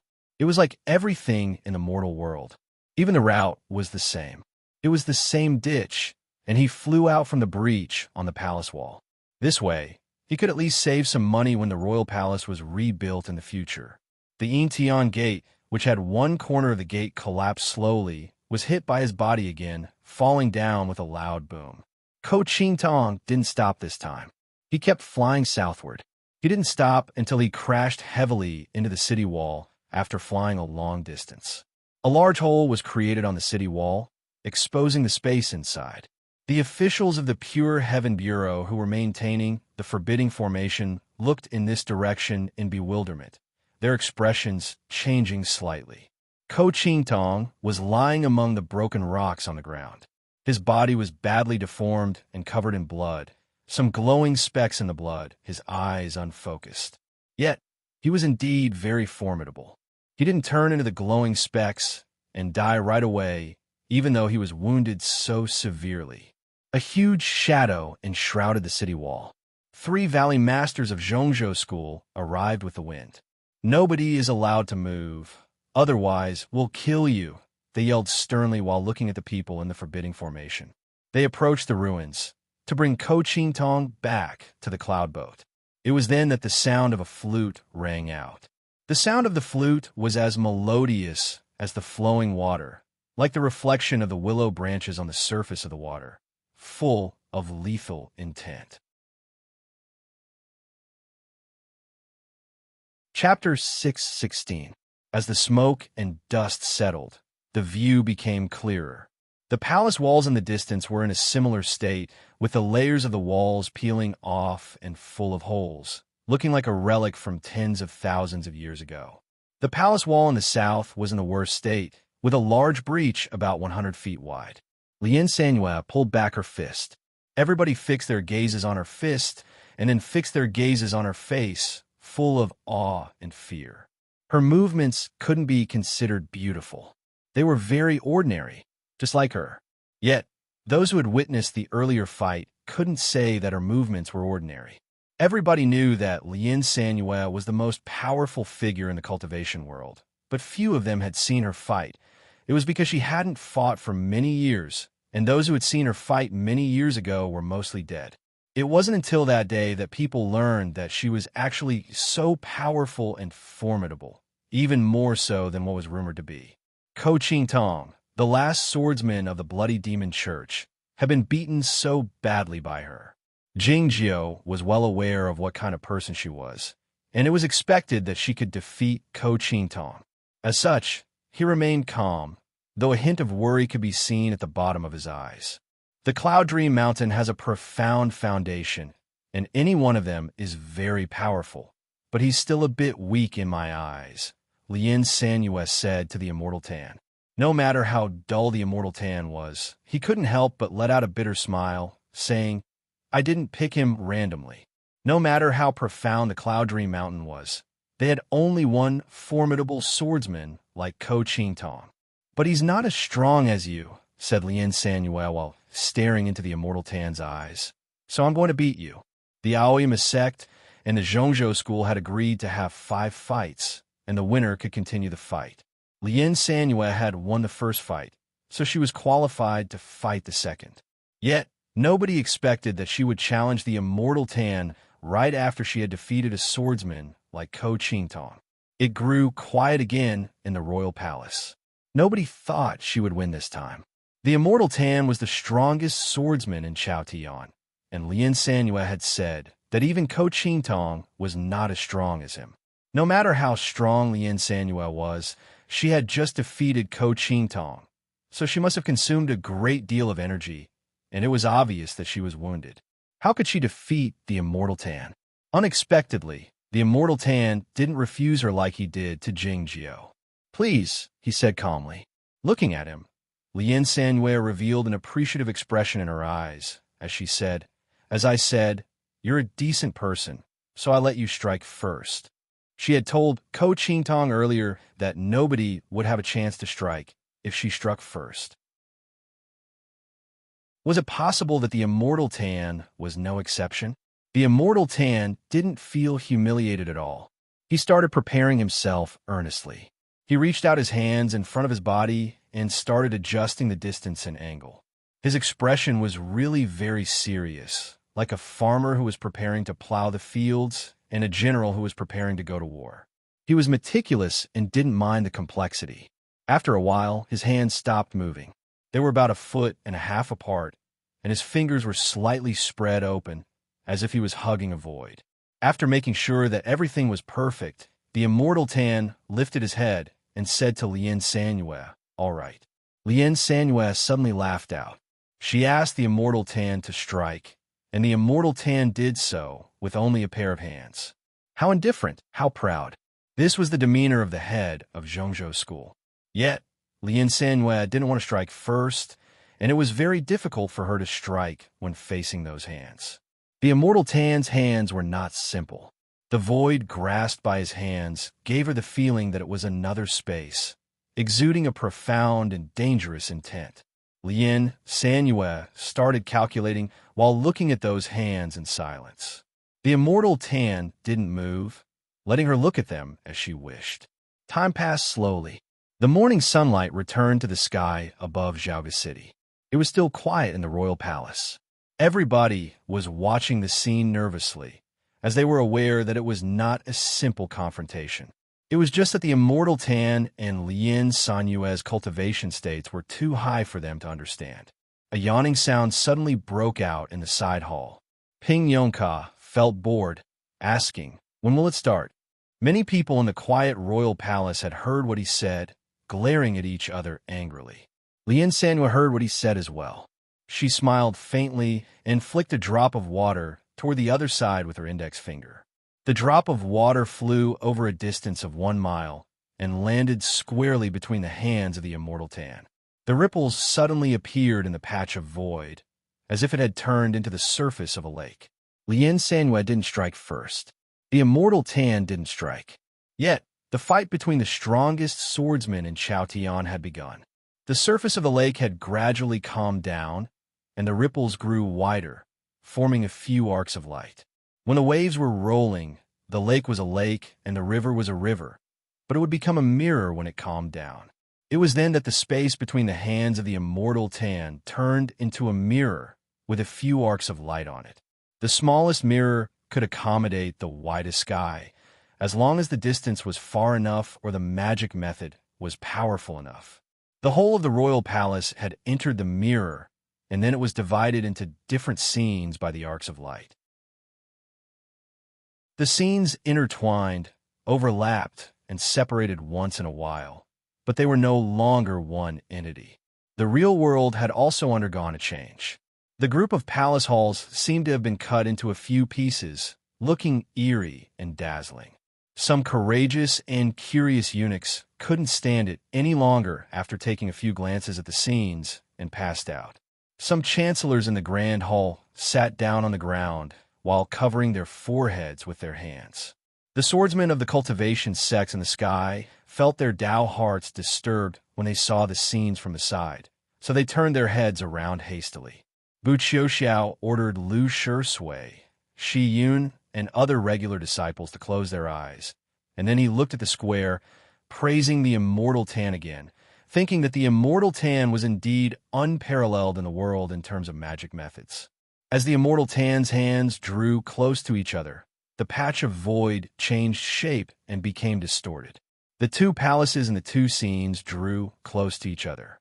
An unimaginably powerful force appeared in the square along with the overlapping of the space. Countless crisp cracking sounds rang out in the quiet royal palace, which could be the sound of the space being cut apart or the sound of the broken pieces of space being destroyed.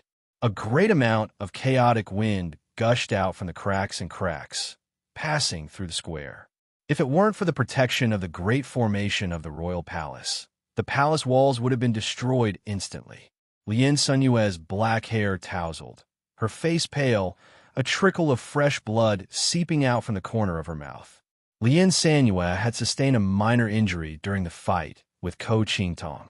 Now that she was squeezed by the space, her injury became more serious. If she wished to win this fight, she had to use the most brutal attack to interrupt the immortal Tan's magic method. However, the immortal Tan was also the person in the mirror, even though he was the holder of the mirror. It was impossible for her to determine where his real body was in the space. So how could she attack him? Lien Sanyue took a step forward and found a passageway among the mirrors in the sky. The passageway didn't lead to the immortal Tan's real body, but to the morning sun in the sky. She didn't intend to fly away. All she wanted to do was look at the sun. A beam of morning sunlight arrived from the east, passing through the broken pieces of space in the royal palace, and landed squarely on her. Her figure looked exceedingly tall amid the beautiful morning sunlight. She reached out her right hand to grab the beam of morning sunlight, and then clenched it forcefully. An indescribable sound rang out in her palm. It sounded like a zither string breaking, or a flying sword breaking, or a magic treasure breaking apart. The morning sunlight was broken. Lien Sanyue didn't loosen her grip. The morning sunlight refracted and collided with each other in her palm. In the end, it seeped out from the cracks between her fingers and turned into tiny particles, scattering in all directions. The mirrors in the space in the royal palace were occupied by the tiny particles of morning sunlight at the same time. All of them turned white instantly, looking like countless pieces of paper. It was a marvelous scene. "Open!" Lien Sanyue yelled as she tossed the piece of morning sunlight to the ground. The milky white light particles rolled on the ground like the ocean spray or the fog. In the meantime, the light particles in the mirrors in the space began to collide with the edges of the mirrors, giving off crackling sounds like the rainstorm. It was unclear whether it was because the edges of the mirrors were on the verge of collapsing or because of the strong attraction between the particles of morning sunlight, but the mirrors in the space had gradually moved closer to each other, and the group of palace halls had gradually returned to their original appearance. There was a pagoda in the royal garden in the west of the royal palace, but it was in the sky above. As Lien Sanyue did it, the pagoda drifted toward the royal garden in the west slowly. It was then that the immortal Tan walked out from the pagoda. Chapter 617. In many people's eyes, the immortal Tan had been standing in the same spot in the square the entire time. It wasn't until he walked out from the pagoda that the people realized that he had left a long time ago, and he was already 1,000 feet away from Lien Sanyue. The immortal Tan held a small ancient bell in his right hand. It is not the flowing light clock used by Lo Huainan and by Zhao, but the most powerful magic weapon of Zhongzhou school, scenic cloud clock. "Fall!" Lien Sanyue yelled. A ray of morning sunlight descended from the sky, heading toward the top of the immortal Tan's head. With a light hum, the scenic cloud bell blocked the morning light that contained the might of heaven and earth. The low chime it emitted easily destroyed several ancient trees in the sky. The immortal Tan disappeared without a trace again. In the next moment, he walked out from a side room in the western sky. This was the power of the scenic cloud bell. This was the wrong step of heaven and earth.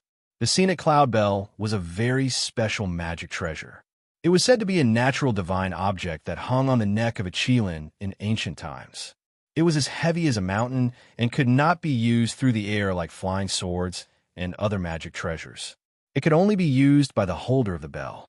No matter how profound a cultivator's realm was, even if it was an exiled immortal, as long as the scenic cloud bell rang in their ears, their souls would scatter, and they would be in so much pain that they wished they were dead. Even if they were lucky enough to survive, they would definitely be unable to resist at all. Of course, ordinary cultivators could not even pick up the scenic cloud bell, much less use it. Only a swordsman like the immortal Tan could hold it in his hand casually and walk freely. It was like when Jingjiu walked toward Lien Sanyue. If it were any other cultivation practitioner, they wouldn't be able to ascertain the location of the immortal Tan. They would have no choice but to break open the space mirror and flee as soon as possible. Yet, Lien Sanyue didn't take a step back. She looked at the immortal Tan in the sky, the fighting intent in her eyes growing stronger and her eyes brighter. An unimaginably violent aura seeped out from her clothes. The sun in the east seemed to have sensed her will and shone even more morning light. The morning light fell one by one, as if it had been sifted through by the dense branches. No matter where the immortal Tan came from, he was greeted by a ray of morning sunlight, which prevented him from reaching the front of Lien Sanyue. How could Lien Sanyue predict his position in advance? Why was she able to see the only truth among so many falsehoods? The experts from the various sects who could still see the scene on the square fell silent and guessed the reason. This was Shuiyu Nunnery's Heaven-Man connection. There was a soft sound. An extremely beautiful ray of morning light came from the east. The immortal Tan walked out from the grand hall in the sky. The two met. The morning light brushed past his body. A section of his sleeves and the front of his lapel were reduced to ashes, but it did not stop him from taking the most crucial step. The immortal Tan had finally arrived in front of Lien Sanyue. The two of them were only about 100 feet apart. In a battle of this level, this was an extremely rare occurrence. Yet, the immortal Tan came so naturally. Lien Sanyue was also watching them casually. The immortal Tan took another step forward and raised his left hand along with a few gusts of gentle wind. He was ready to ring the scenic cloud bell in his right hand. Unexpectedly, Lien Sanyue didn't leave, nor did she launch another attack with the fist of the morning light. Instead, she folded her hands behind her back. She leaned forward slightly, as if preparing to sprint. A flash of light appeared at the end of her tousling black hair. In the next moment, a flash of light also appeared at the crook of her clothes. A flash of light appeared on her neckline, the soles of her shoes, the corners of her lips, and many other parts of her body. These were not sword wills, and she was not a shapeless sword body, but they could be connected to each other. She and Jingjiu had traveled together in the world for many years at the 3000 Nunnery, and she had become a grandmaster in the sword work. Countless beams of light gathered together and formed a light screen. Her body was at the front of the light screen. It seemed that those beams of light were the residual shadows left by her. She accelerated her speed to an extreme and dashed toward the immortal Tan. There was a soft clank sound. She brushed past him. Heaven and earth mismatched steps. She would be at the end of the world if she took a wrong step. The broken pieces of the light mirror in the square suddenly grew dimmer, and the groups of palaces that had appeared in different places suddenly turned around. Whoosh! The scenic cloud bell was rung. The violent wind whipped up, and the sky and earth turned dark. The whole royal palace seemed to be quaking at the moment. Nobody could see the scene clearly, not even Zen Master and Buqiu Xiao. After a long while, the beams of light had finally disappeared, and the royal palace returned to its normal state. There were only two people left in the square, standing back to back with a distance of 100 feet between them. Lien Sanyue raised her left sleeve to wipe off the blood on her face, but more blood came out from her nose and mouth. She couldn't wipe it off no matter how hard she tried. Looking at the scenic cloud bell in his hand, the wrinkles on the immortal Tan's face grew deeper, and his cotton cloth was covered with the traces of being burned by the morning sunlight. He looked a bit terrible. Pa! Pa! Countless crisp sounds rang out. Some of them came from the broken pieces of the space, but most of them came from the immortal Tan's body. "I've lost," said the immortal Tan, while turning around and looking at her. His expression was still dull. Lien Sanua turned around and said to him, "If you insisted on knocking the bell one more time, you might die with me." Her face was full of blood and dirt. She didn't look like an otherworldly swordsman Shui Yununnery at all, but more like a naughty girl who had fought with her neighbor's boy. The immortal Tan said, "I don't want to die, and I have many things to do." Lien Sanua said after some thought, "I don't have anything to do, so it's understandable that I lost to you." Looking at her right hand, the immortal Tan continued sentimentally, "Moreover, the number of Jin Yuan you have is among the top 3 in the history of the cultivation world. Who in Chaotian can be your match?" Lien Sanua was still bleeding. She wiped the blood with her left sleeve from time to time, but her right hand didn't move. The morning sunlight seeped out from the gaps between her fingers. A faint golden speck could be seen in the white sunlight, which could only be seen by Lien Sanua and the immortal Tan. Lien Sanua said, "It's also part of the fortune of Cloud Dream Mountain, so I'm happy about it." Having said that, the immortal Tan leapt up into the air and headed toward Cloud Dream Mountain. It was quiet in the royal palace for a long time. Everybody was shocked to the extreme. The immortal Tan had lost, and he claimed that nobody in all of Chaotian was a match for Lien Sanua. She had first defeated Ko Qingtong, the last swordsman of the Bloody Demon Church, and then defeated the immortal Tan, the sect master of Zhongzhou School, who was widely regarded as the strongest swordsman in the world, without any rest. How powerful was this woman? Why did the immortal Tan leave Zhaoga City? Did he choose to give up because he thought the Zhongzhou School had lost 2 matches in a row and nobody could defeat Lien Sanua? Lien Sanua fought Ko Qingtong first, and then the immortal Tan. The sands and pebbles were flying in the air, and the morning sunlight and the sky had all descended to the human world. Nobody noticed that Jing Xin came to the front of the grand hall along the palace wall and was protected by those old chancellors who were still loyal to him. Seeing the immortal Tan treading on the air and leaving Zhaoga City, Jing Xin didn't feel sad or disappointed when he knelt down in the Shui Yununnery. On the contrary, he felt relieved. It was then that Jing Yao noticed that his elder brother was not far away. The 2 brothers stared at each other, feeling a bit nonchalant, and then getting nervous. It was because Lien Sanua was walking toward the grand hall. Both the brothers of the Jing royal family and the chancellors in the imperial court grew nervous reflexively when they saw Lien Sanua approaching them. Duke Lu and the others were no exception. Nobody could remain calm when facing her after witnessing what had happened that day.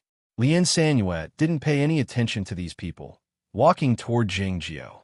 She suddenly stopped halfway and grabbed some clean water from the air to wash off the bloodstains on her face before she resumed walking. Lien Sanua walked past Jingjiao and sat down on the stone steps. Jingjiao walked back to her and sat down by her side, looking at her profile. The peach blossom was still quivering slightly in her hair. It looked even more beautiful after being stained with blood.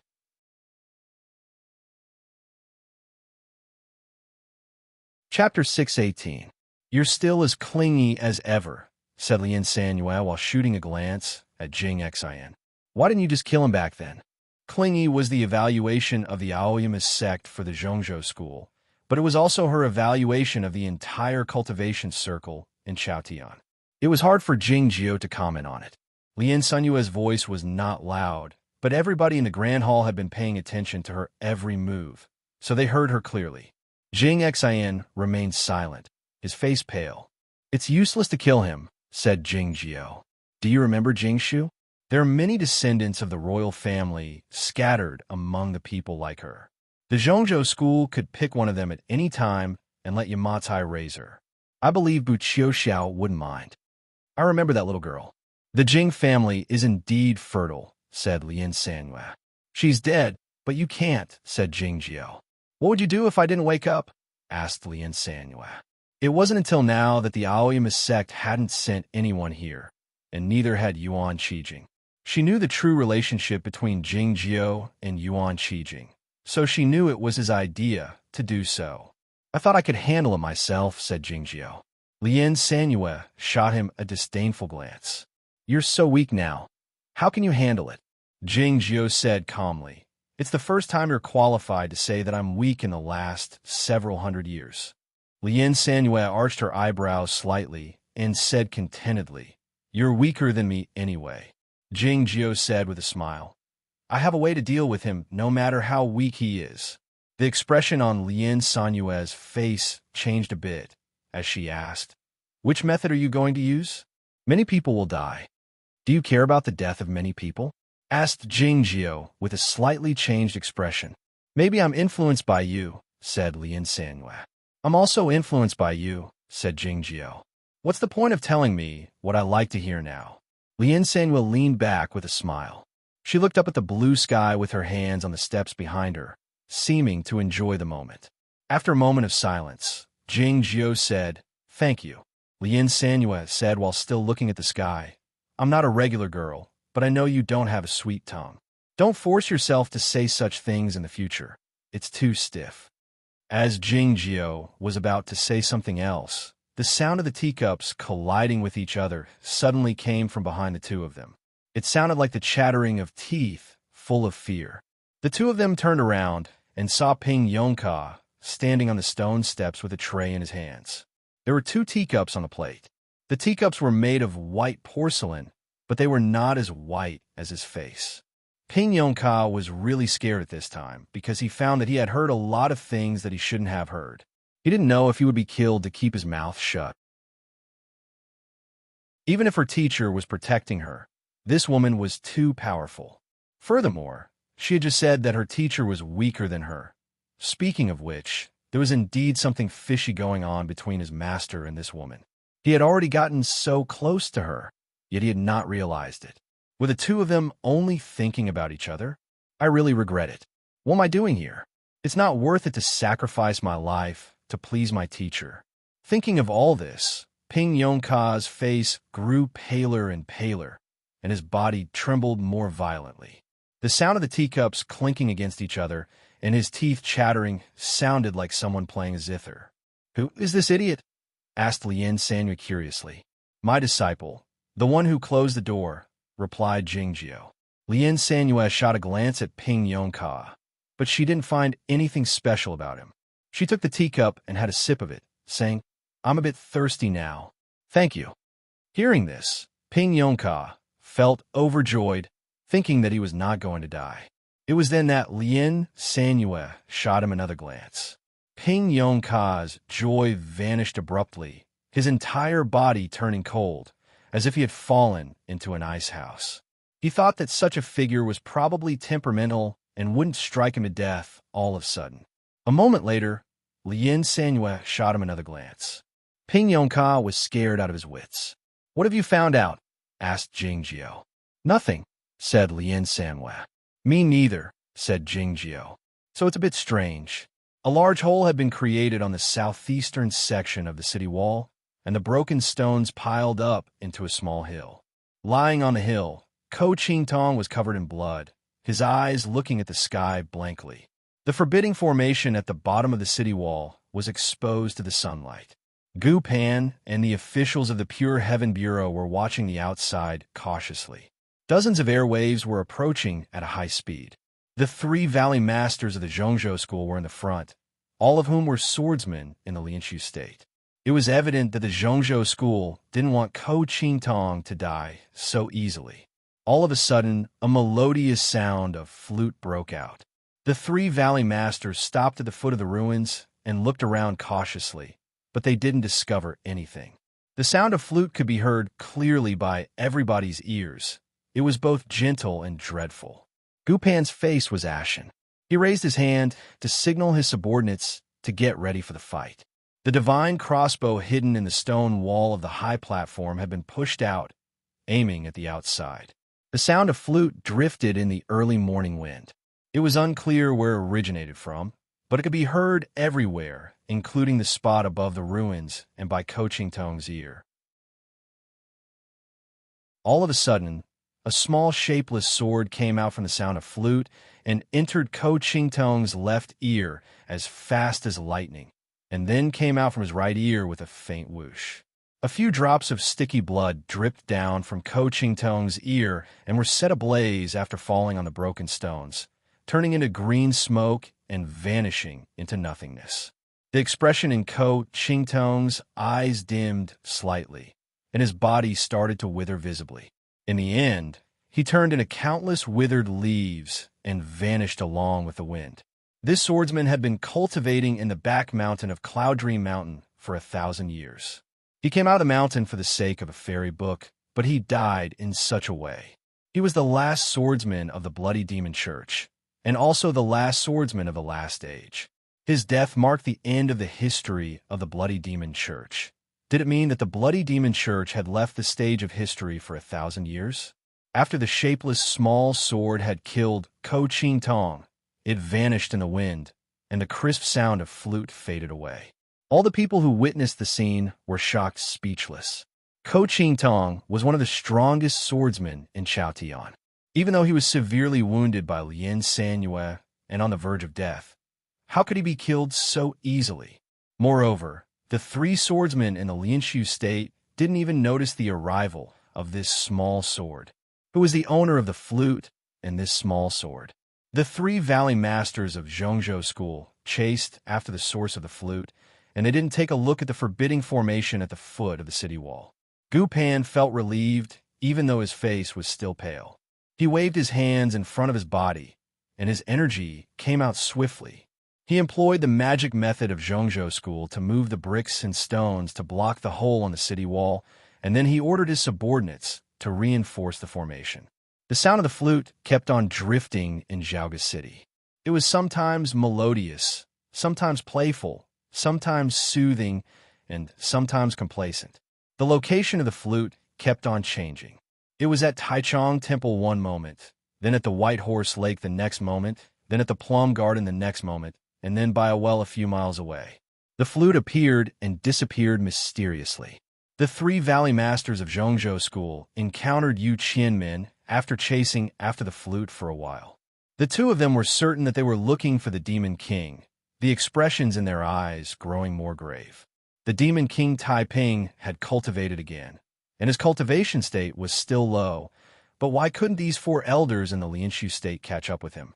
It was impossible for them to surround and kill him. By the time Yu Qianmin and the other three swordsmen of Zhongzhou School encountered him, Yinsen had already fetched a pot of water from the well and came to a restaurant.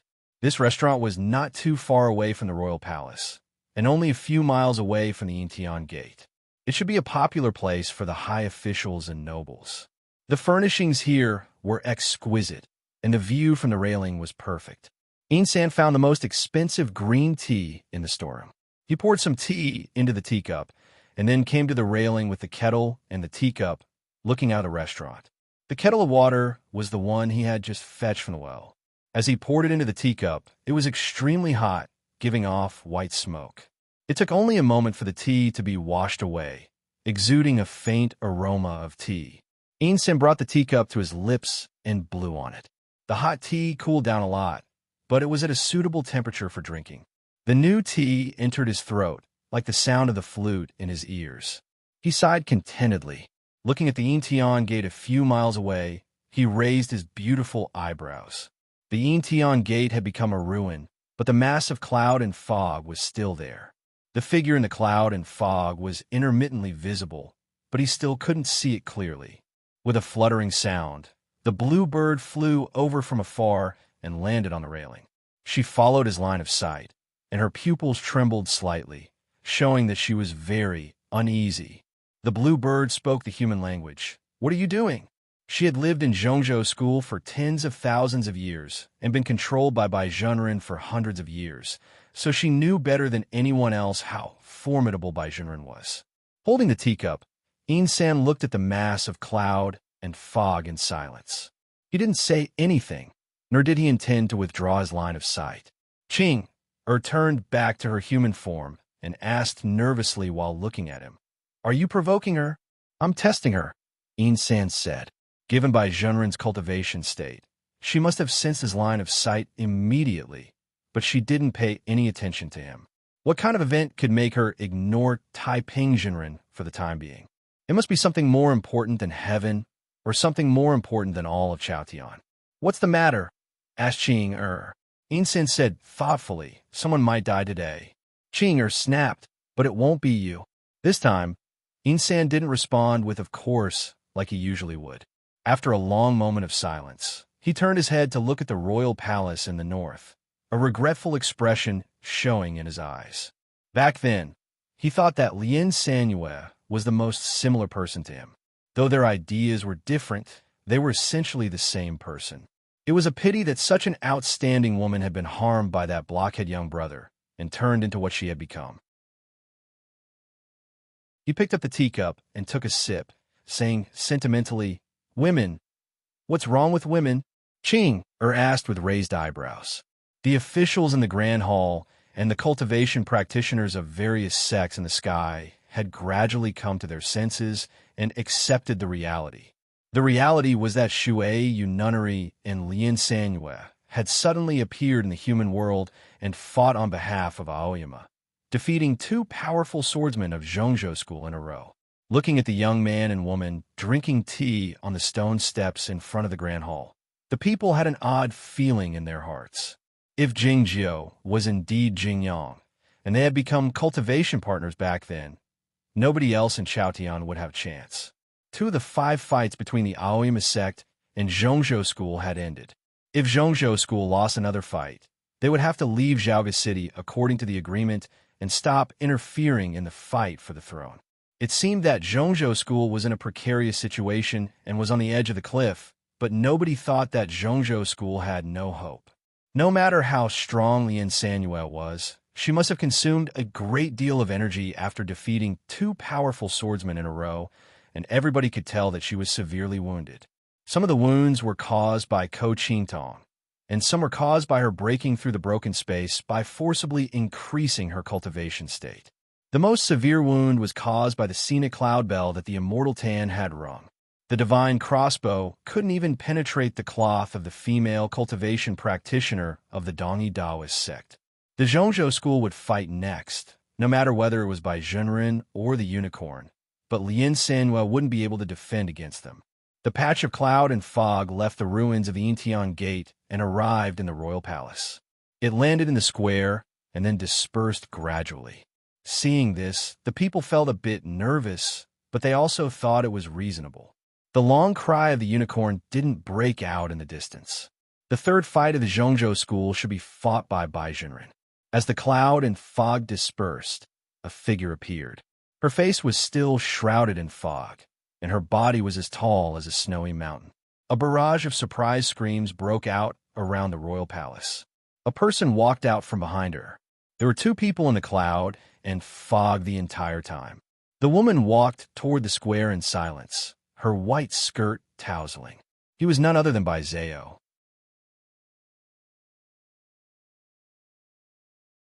Chapter 619. Zhao wore a curtain hat with a white veil hanging down from the brim of the hat, covering her face slightly. A white ribbon passed through her arm, drifting behind her as it rose up with the wind. Looking from a distance, she looked like a fairy lady in white. Her feeble and peaceful energy was like the lake water, like the willow branch, like the reflection of the willow branch on the surface of the lake. The whole cultivation circle knew that she was the precious daughter of the sect master and his wife of the Zhongzhou school. She was born intelligent and resourceful, and her talent in cultivation was also very high. However, her talent in cultivation was not very promising because of her inborn deficiency. For some reason, she and Jingjiu were all cured after being trapped in the snowland for 6 years in the cultivation tournament of the Plum Meeting. Since then, her talent in cultivation had been fully demonstrated. She and Tong Yan were the only 2 people on the Cloud Dream Mountain who could be compared to Zhao Liu and Zhuo Ruzhui of the Aoyama sect. However, no matter how talented she was in cultivation, why did she appear in the square of the royal palace and walk toward the Grand Hall? Seeing this scene, the cultivation practitioners suddenly thought of a possibility, feeling shocked, speechless, wondering if she would be the 3rd person of the Zhongzhou school. How could it be possible? A cultivation practitioner in the Yuanying state, participating in a contest of such a high level was no different from seeking death. Even the immortal Tan and Ko Qintong had been defeated by Lien Sanyue. How could she defeat her? Even if Lien Sanyue didn't participate in the contest, it was impossible for her to defeat the other swordsmen of the Aoyama sect. Bai Zhao walked over slowly, the morning wind ruffling the hem of her skirt and the white satin. The expression on Jing Jiu's face was grave. He knew that she would be the third opponent of the Aoyama sect that day, and also the strongest one. The expression in Lien Sanyue's eyes was a bit cold. "You shouldn't have taught my magic method to her," she said to Jing Jiu. Jing Jiu said, "Since it started because of me, let me fight this one." Ping Yongka listened behind the two of them and could not help but suck in a breath of cold air. He thought to himself, "Master, you can't be so excessive even if you want to take advantage of others, right? You didn't hit the strange man in green when he came. You didn't make a sound when the immortal Tan came. But you wanted to go out when a weak little girl came. Maybe I can do it after a few more years of practice. Moreover, everybody on the Shima Peak knows the relationship between you and that little girl.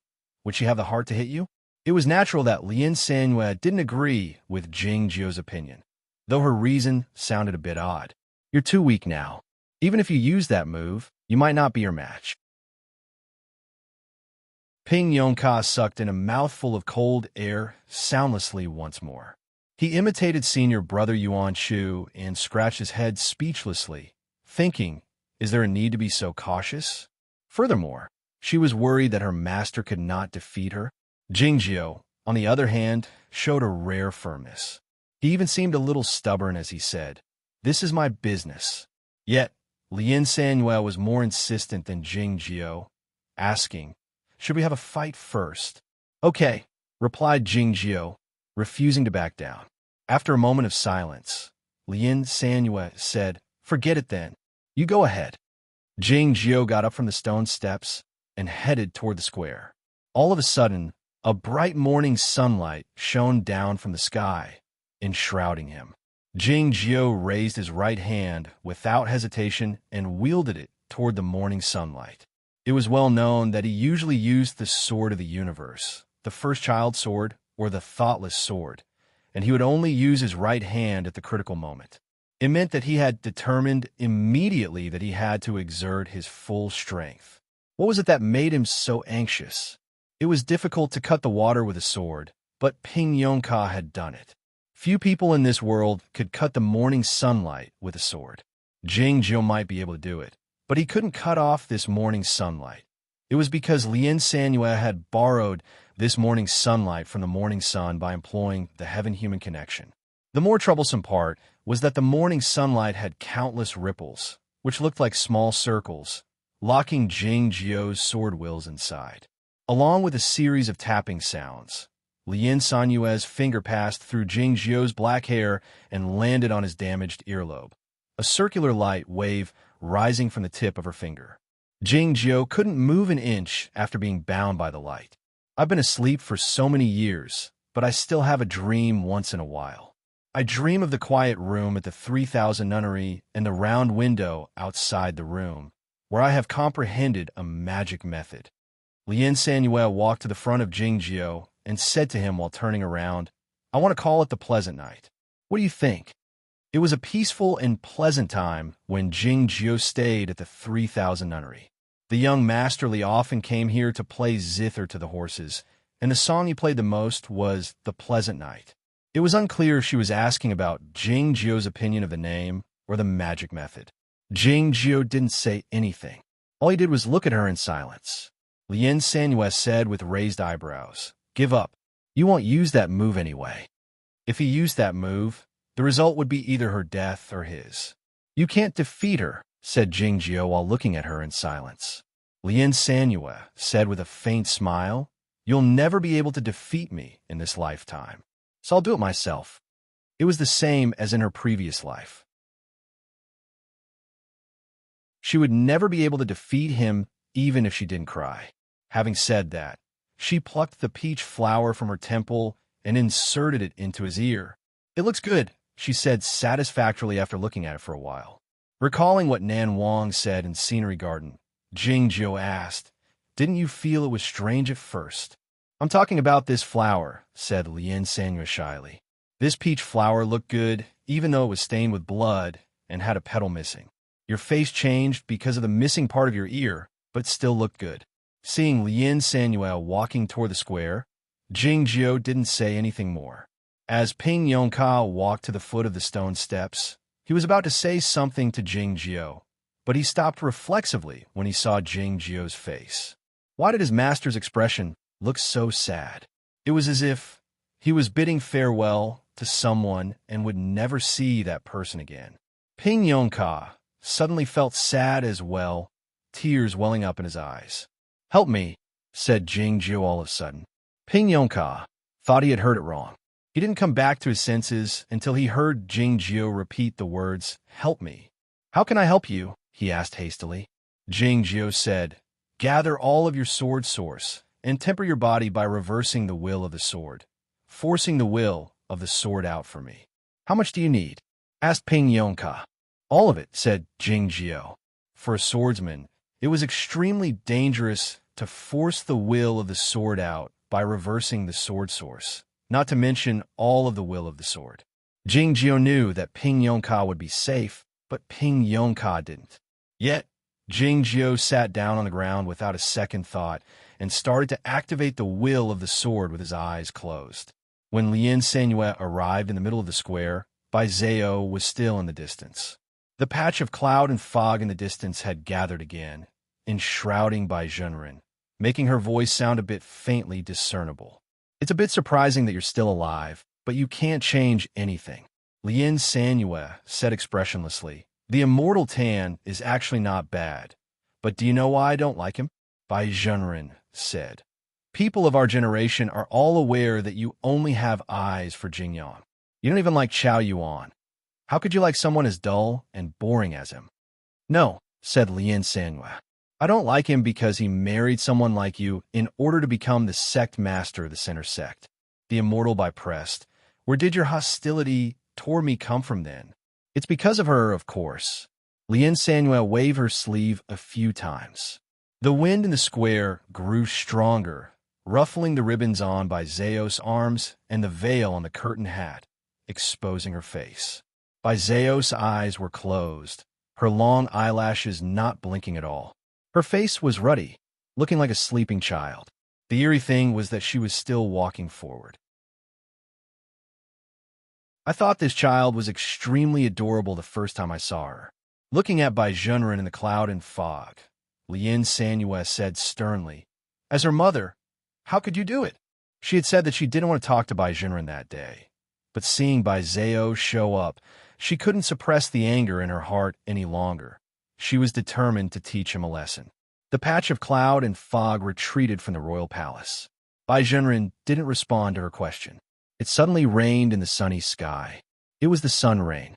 It was also the sign of the strange phenomenon of heaven and earth. Countless dark clouds came over from all directions of the sky, blocking the sunlight instantly and making the world dark.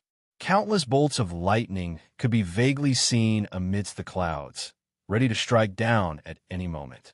Bai Zhao flew to the high sky with his eyes closed, the white ribbons fluttering in the air, as if he was writing words that nobody could understand. The violent wind was howling, and the rainstorm was like arrows. The energy of heaven and earth was in chaos, as if the heavenly punishment was coming. Crack! Crack! Countless thunder boomed, and countless bolts of lightning struck down from the high sky, entering Bai Zhao's body. Some of the lightning bolts came from the clouds, and some from the thunder region. It seemed that some of them came from a higher place.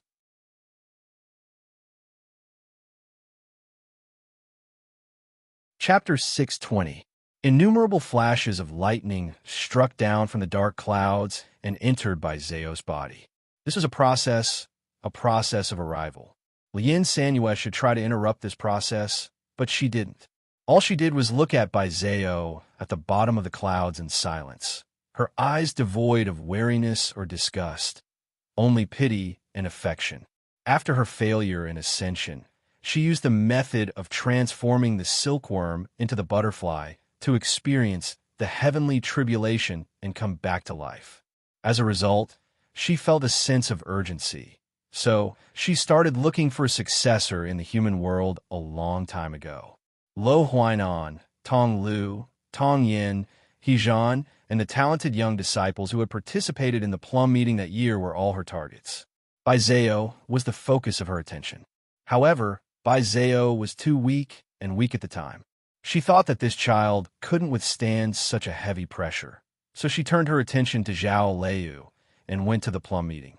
Zhao Liu was perfect in every aspect, but she went to the Shinma Peak and became the personal disciple of Jingyan. After hearing the news, Lien Sanyue knew that Zhao Liu wouldn't be her successor, not to mention that she had given up the idea after she learned that Jingjiu was Jingyan.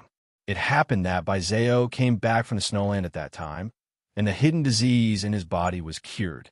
His strong willpower under his weak appearance was fully demonstrated. Guodong chose Lien Sanyue without hesitation. Bai Zhao didn't disappoint her. When she was asleep, he and Tong Yin planned the scheme of the West Ocean and almost killed Taiping Zhenren. It was true that Lien Sanyue and Bai Zhao didn't have the relationship of master and disciple. She had been asleep when Bai Zhao visited her in Shui Yu Nunnery over the last few years. In fact, they hadn't met each other more than a few times. Yet, they were the true master and disciple regardless of their ideals, methods, and ideas. Lien Sanyue regarded Bai Zhao as her true successor. She was such an adorable and sensible little girl, but she had become like this because of the schemes and ambitions of the Zhongzhou school and the Bai family. Lien Sanyue felt sorry for her. Accompanied by the rumbling thunder, countless lightning bolts entered Bai Zhao's body. Even a figure in the reaching heaven state would probably die on the spot when faced with such a bombardment, which was like a heavenly tribulation. Her eyes were closed, and she was still sleeping soundly. After an unknown amount of time, the lightning finally stopped, and the clouds became calm again. It looked like a thick gray carpet that covered the entire sky. She woke up and opened her eyes to look down at the royal palace, Zhaoga City, and the whole of Chaotian. Her eyes were not absolutely emotionless, but her emotions were extremely indifferent. For example, that extremely faint trace of nostalgia only needed to be blown away by the wind to disappear without a trace. This kind of calmness was not like water, but more like the wind. There was a sense of superiority that surpassed the entire world, as if a god was looking down on the mortal world. You're not bad. Do you know why you still can't ascend? Standing in the sky and looking at Lien Sanyue, Zhao Liu said calmly, "It's because your fighting will is too strong. You should know that heaven and man should communicate with each other instead of fighting each other." Her voice was very pleasant, like the spring water or the string and bamboo instruments, but it was not vulgar at all, sounding like the fairy music. Though such a pleasant voice sounded like the rumbling of thunder in the ears of the mortals, it was extremely dreadful. The eunuchs and servant girls behind the palace walls passed out one after another while covering their ears with their hands. The chancellors in the grand hall and the magic army outside the city walls felt dizzy, unable to stand still. Yamatsai's boat of diligent study retreated a few miles away from the royal palace, and the lotus cloud in the south grew fainter. The rest of the cultivation sects fled as far as they could. Her casual and gentle voice was unbearable in the human world, and even swordsmen like the young Zen master and Bu Qiuxiao had to distance themselves from her. It meant that her energy was so powerful that it was beyond the scope of the human world. Looking at the figure that looked like a black speck in the sky, the people thought of a possibility in shock. Was it possible that she was not Bai Zhao, but a fairy lady? A saint would appear every 1,000 years. This was a proverb in Chaotian. The saint here was not only Yamatsai, but also the ascendants. Those cultivation practitioners who had ascended and obtained the Tao were the fairy ladies. There had been a legend in Chaotian about a fairy lady coming back to the human world, but nobody had ever witnessed it. Yet, it was quite possible for it to happen in the Zhongzhou school. The ascendant 1,000 years ago was the fairy lady Bai Run of the Zhongzhou school. She left a few fairy books for Cloud Dream Mountain before she left. Those fairy books had suppressed the king of the underworld and killed the immortal Lu Xi. It was not surprising that she had brought her back. The immortal Tan said that Lin Sanyue was the most powerful swordsman in Chaotian. But if the fairy lady Bai Run had indeed come back, even if it was only a sliver of her spiritual awareness, the people in this world couldn't resist her. In fact, they couldn't resist her even if all the people in this world joined hands. A heartfelt awe and shock made everyone in Zhaoga City kneel down. It was the same as when the snow girl walked through the dark and gloomy passageway of the sword jail, and those demons and devils in the cells on both sides had to kneel down. This was the difference in the state of life, and it was the fear in the deepest part of life. It was truly overwhelming. All the people knelt down and bowed to the woman in white in the sky. The divine crossbows behind the palace walls and inside the city walls lowered their heads slowly, not daring to point at her. The assassins of Bulow Lin and the curtain rollers hiding in the dark in Zhaoga City sensed the formidable energy in the sky and didn't dare lift their heads. They knelt down on the ground, trembling all over. Standing in the passageway between the side hall and the grand hall, the royal concubine who clutched the flower lattice on the door tightly with her fingers. Her knuckles were pale, and her face was even paler. She was lying limply on the ground, her eyes full of fear. Ap Yao was drifting around the beams above the side hall. Her leaf-like fringe was wet and messy due to the sweat. The mixed glows emitted from her small face indicated that she was in a more complicated mood and extremely scared state. The fairy lady Bai Run had returned to Chaotian. It was quiet all over the world. Tens of thousands of people knelt down on the ground. Yet, a few people didn't kneel down. In the restaurant in Zhaoga City, San raised the teacup to his lips and took a sip. Looking at the fairy lady in white in the sky, he arched his eyebrows slightly. Hiding behind Jingjiu, Qing only dared expose her eyes to look at the sky, her eyes full of fear. She had lived on the Cloud Dream Mountain for tens of thousands of years. She had witnessed Bai Run grow from a babbling infant to a talented genius in Chaotian in the end, and then ascend and become a fairy lady. She knew better than anybody else how powerful and formidable Bai Run was, not to mention that Bai Run had already ascended and become a fairy lady. She was many times more powerful than she was back then, perhaps 1,000 times or 10,000 times more powerful. She noticed that San didn't show any fear, and it wasn't an act. "That's a fairy lady," she yelled in bewilderment. "She's a true fairy lady."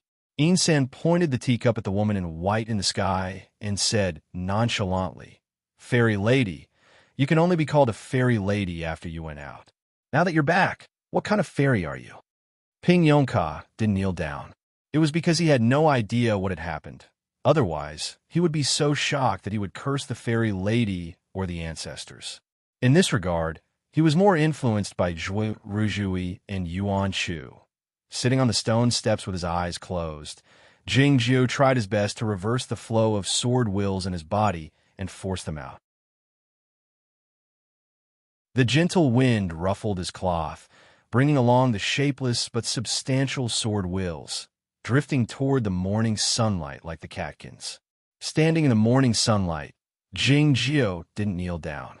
He looked at the woman in white in the sky in silence in her eyes, as if he wanted to see the deepest part of her eyes. Countless tiny but extremely pure sword wills drifted over from outside the morning sunlight, but they were swallowed and dissolved by the circular light circles in the blink of an eye. Lin Sanyue's beautiful knight was indeed formidable, but she couldn't stop them all. A few sword wills slipped through the net, because there were too many sword wills drifting over. A few strands of the morning sunlight had already been cut off. If all the strands were cut off, Jingjiu would be able to escape. By then, he would try to kill that fairy lady. He hadn't met Bai Run, and he was sneak attacked by her the first time he met her after his ascension. But he knew how powerful the fairy lady was. He might be able to fight her when he ascended in his previous life, but nobody in Chaotian was her equal now, even though it was merely a strand of her fairy awareness or a replica that came to the human world. Even if he could kill this replica of Byron, Zeo, who was possessed by her, would die together with her. Yet, he would still try to kill her if he had the chance. It was not because he was brave and fearless, nor was it because he was heartless. It was something he had to do. Otherwise, all of them would die that day. Lien Sanue didn't kneel down, of course. She looked at Zeo in the sky in silence. There was no pity in her eyes, but absolute calmness, just like her voice. Whether it's right or wrong, we'll find out after we fight.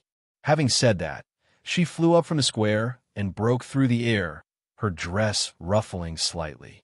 In a few seconds, she had entered the gray dark cloud. The moment she disappeared into the dark cloud, the fairy Lady Byron had also disappeared from the same spot, heading to a higher place. Lien Sanue and the fairy Lady Byron looked at each other from a distance of 10 miles. This was the empty realm. It was windless and soundless because there was no air. If they fought here, the energy waves would be much smaller, and Chaotian would suffer less damage. The passage in the dark cloud was soon filled up again, and the people couldn't see those scenes anymore. Even though some cultivation practitioners could go to the empty realm to watch the fight, who would dare do so? Countless people walked out from behind the palace walls, from the palace halls, and from the canopies of the boats. They looked up at the sky with their heads raised, looking like the geese waiting to be fed. The clouds were suddenly illuminated. The light must have come from a higher place, but nobody knew what was happening up there. All of a sudden, a thin line appeared in the clouds, and then it broke off abruptly. A figure dropped down at a high speed like a shooting star. It was none other than Lien Sanue. The booming sounds could be heard in the sky, which were caused by the objects colliding with the air at a high speed. The people fled in all directions in fear. The great formation of the royal palace that had been reactivated was broken through easily. The shooting star landed on the square. Countless cracks appeared on the hard green rocks, looking like spider webs. Lien Sanue fell in the middle of the spider webs, motionless.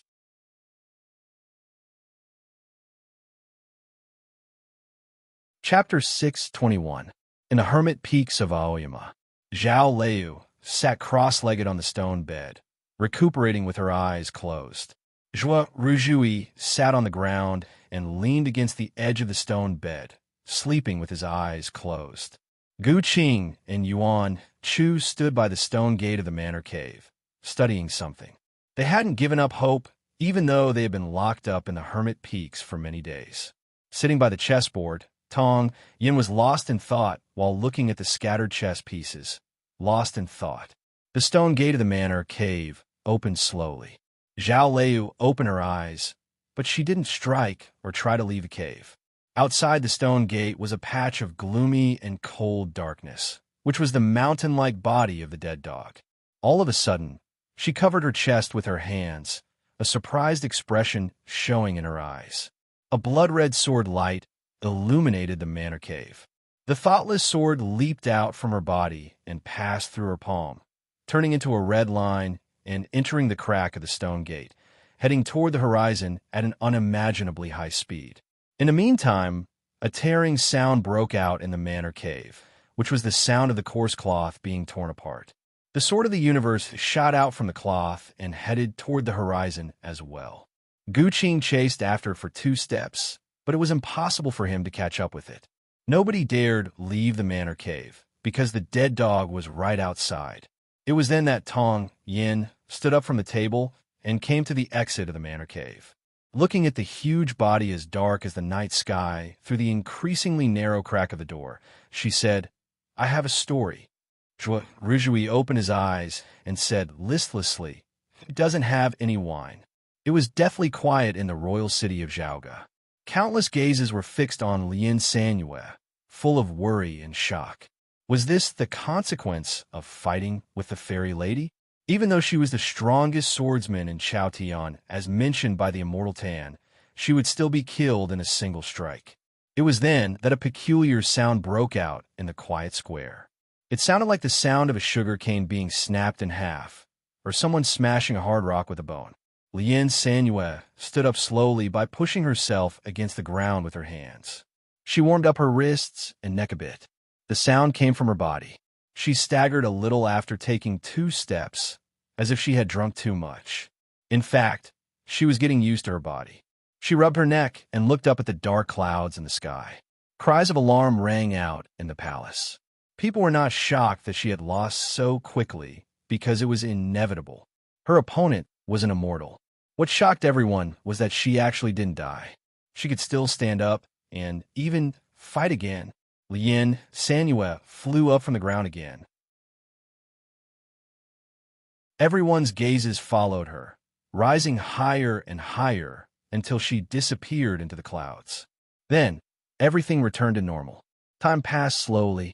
It seemed like a long time had passed, but in fact, only a few breaths had passed. A thin line appeared in the clouds again, and a shooting star appeared in the sky again. Lien Sanue was knocked down to the ground again.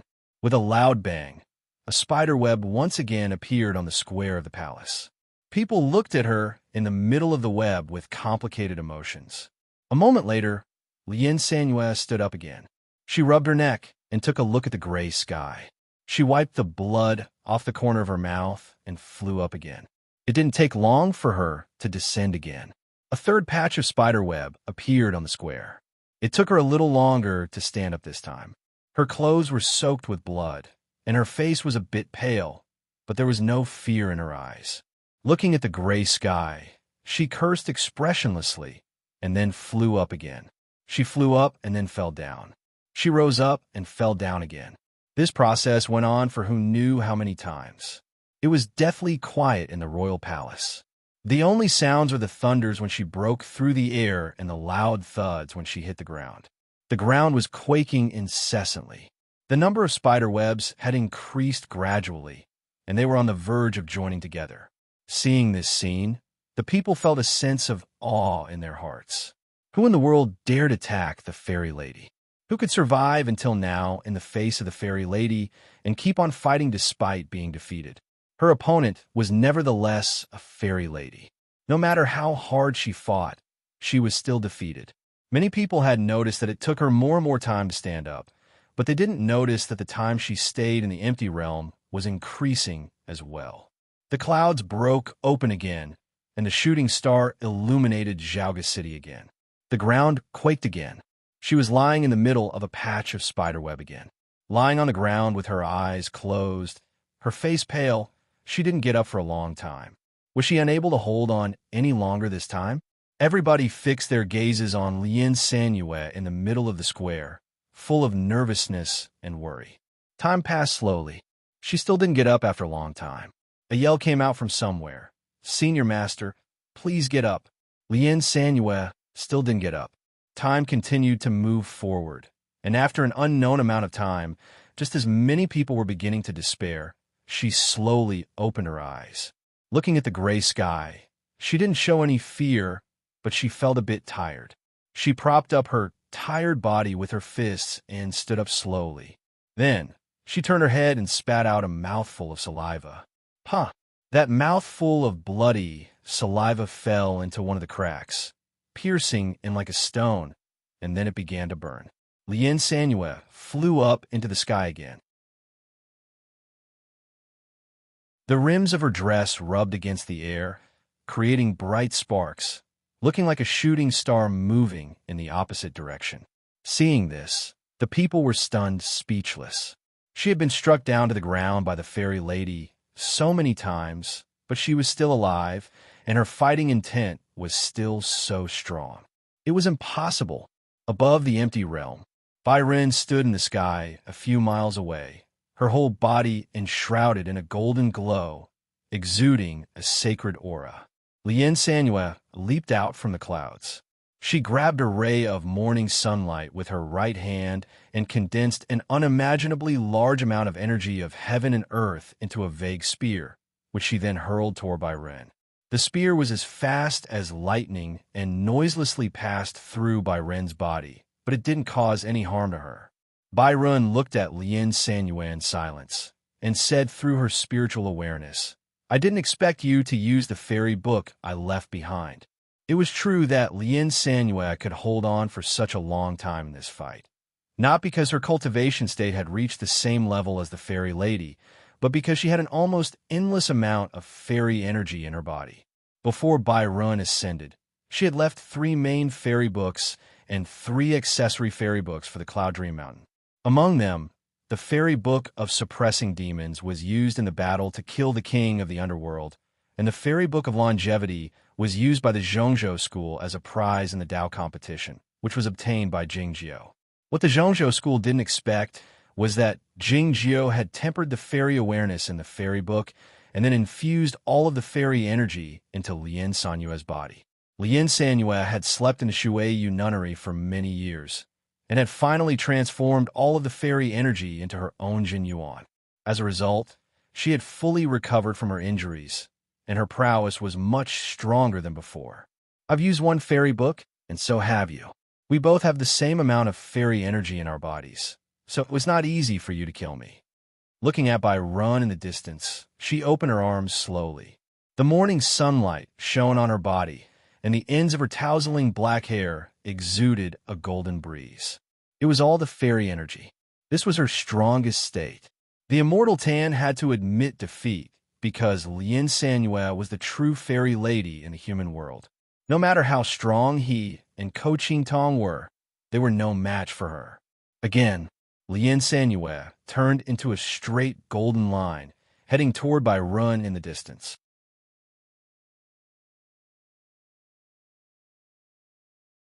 Chapter 622.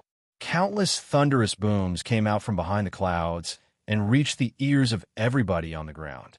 Yet, the clouds didn't change at all. They still looked like a gray blanket, blocking the whole sky. As a result, the people couldn't see the fight that didn't belong to the human world. All of a sudden, a bulge appeared at the bottom of the clouds, and then it began to rotate, turning into the shape of a tornado and moving toward the palace. Along with the whistling wind, Lien Sanue shot out from the patch of clouds and headed toward the Grand Hall of the Royal Palace at a high speed. As she was about to land on the roof of the Grand Hall, she stopped short and stood on the roof. The ocean of clouds rolled up and down, and then a path appeared. Bai Ren's white dress was tousling, devoid of any dust or bloodstain. It was a stark contrast to Lien Sanue, who was covered in blood. Though you have a part of my fairy energy in your body, you don't have the fairy awareness. How can you defeat me? She said this calmly, while looking at Lien Sanue. The fairy awareness was the awareness. However, the fairy people who had ascended had surpassed the scope of Chao Tian and stood in a higher state. As such, they had a more complete understanding of the lower world, and they could see all the details. If Chao Tian could be described as an Aoyama, the ascendants could see the outline and shape of this mountain when they came to the sky, and they could also see all the details on the mountain, like the manor caves, the trees, and the more minute objects. For a cultivation practitioner like Lien Sanue, no matter how powerful she was, it was hard for her to know what the mountain looked like, and it was hard for her to know that there was an unknown manor cave not far away from her. Looking at this mountain, the fairy lady Bai Ren knew where she was. She was in a mountain, but she couldn't tell where Bai Run was in the sky, and she couldn't even tell how far she was. The difference in the level of awareness would make a significant difference. Lien Sanue couldn't hit the fairy lady Bai Run in the fight that day, and she was knocked down from the sky by her opponent again and again. It was because her opponent had an overwhelming advantage in this aspect. If her body hadn't been healed by the endless fairy energy, she would have been dead a long time ago. Even though she was still alive and able to fight, the wound in her body could break out at any moment. If the situation persisted, she would die sooner or later, and death would be her final defeat. Lien Sanue's black hair tousled slightly, her countenance nonchalant. The golden fairy energy came out from her body. Seeing this, Bai Zhenren, Bu Xiao, and the other cultivation practitioners were all shocked and surprised. Why was there so much immortal energy in her body? Lien Sanue disappeared from the Grand Hall and came before Bai Run. Along with her came countless rays of morning light. It seemed that she intended to use the method she had used to deal with the immortal Tan and Jing Jiu earlier. She used the heaven-human connection to control the movement of Bai Run and then launched the most violent attack. Even though the space on the square of the royal palace was broken, it still could not stop Bai Run. She was a real fairy, and she could see countless paths that people in the mountains could not see. The ribbon fluttered in the wind and disappeared in the next moment. Bai Ren appeared behind Lien Sanyue and pointed her finger at her. Her fine fingertips released great radiance, as if they were pearls. Terrifying immortal energy was contained within. It seemed that Lien Sanyue had guessed that Bai Run would appear behind her. Lien Sanyue turned around to face Bai Run, her black hair tousling again. Bai Ren pushed her finger forward and hit the center of Lien Sanyue's brows precisely with a pa sound. Boom, boom, boom, boom. Countless claps of thunder resounded in the square. The eunuchs and ministers who had fainted were jolted awake. They looked confused, not knowing what had just happened. Countless chi waves rushed out in all directions, like tens of thousands of war horses. The momentum was astonishing. The imperial city's great array collapsed upon contact, and the already dilapidated palace walls on both sides collapsed in an instant.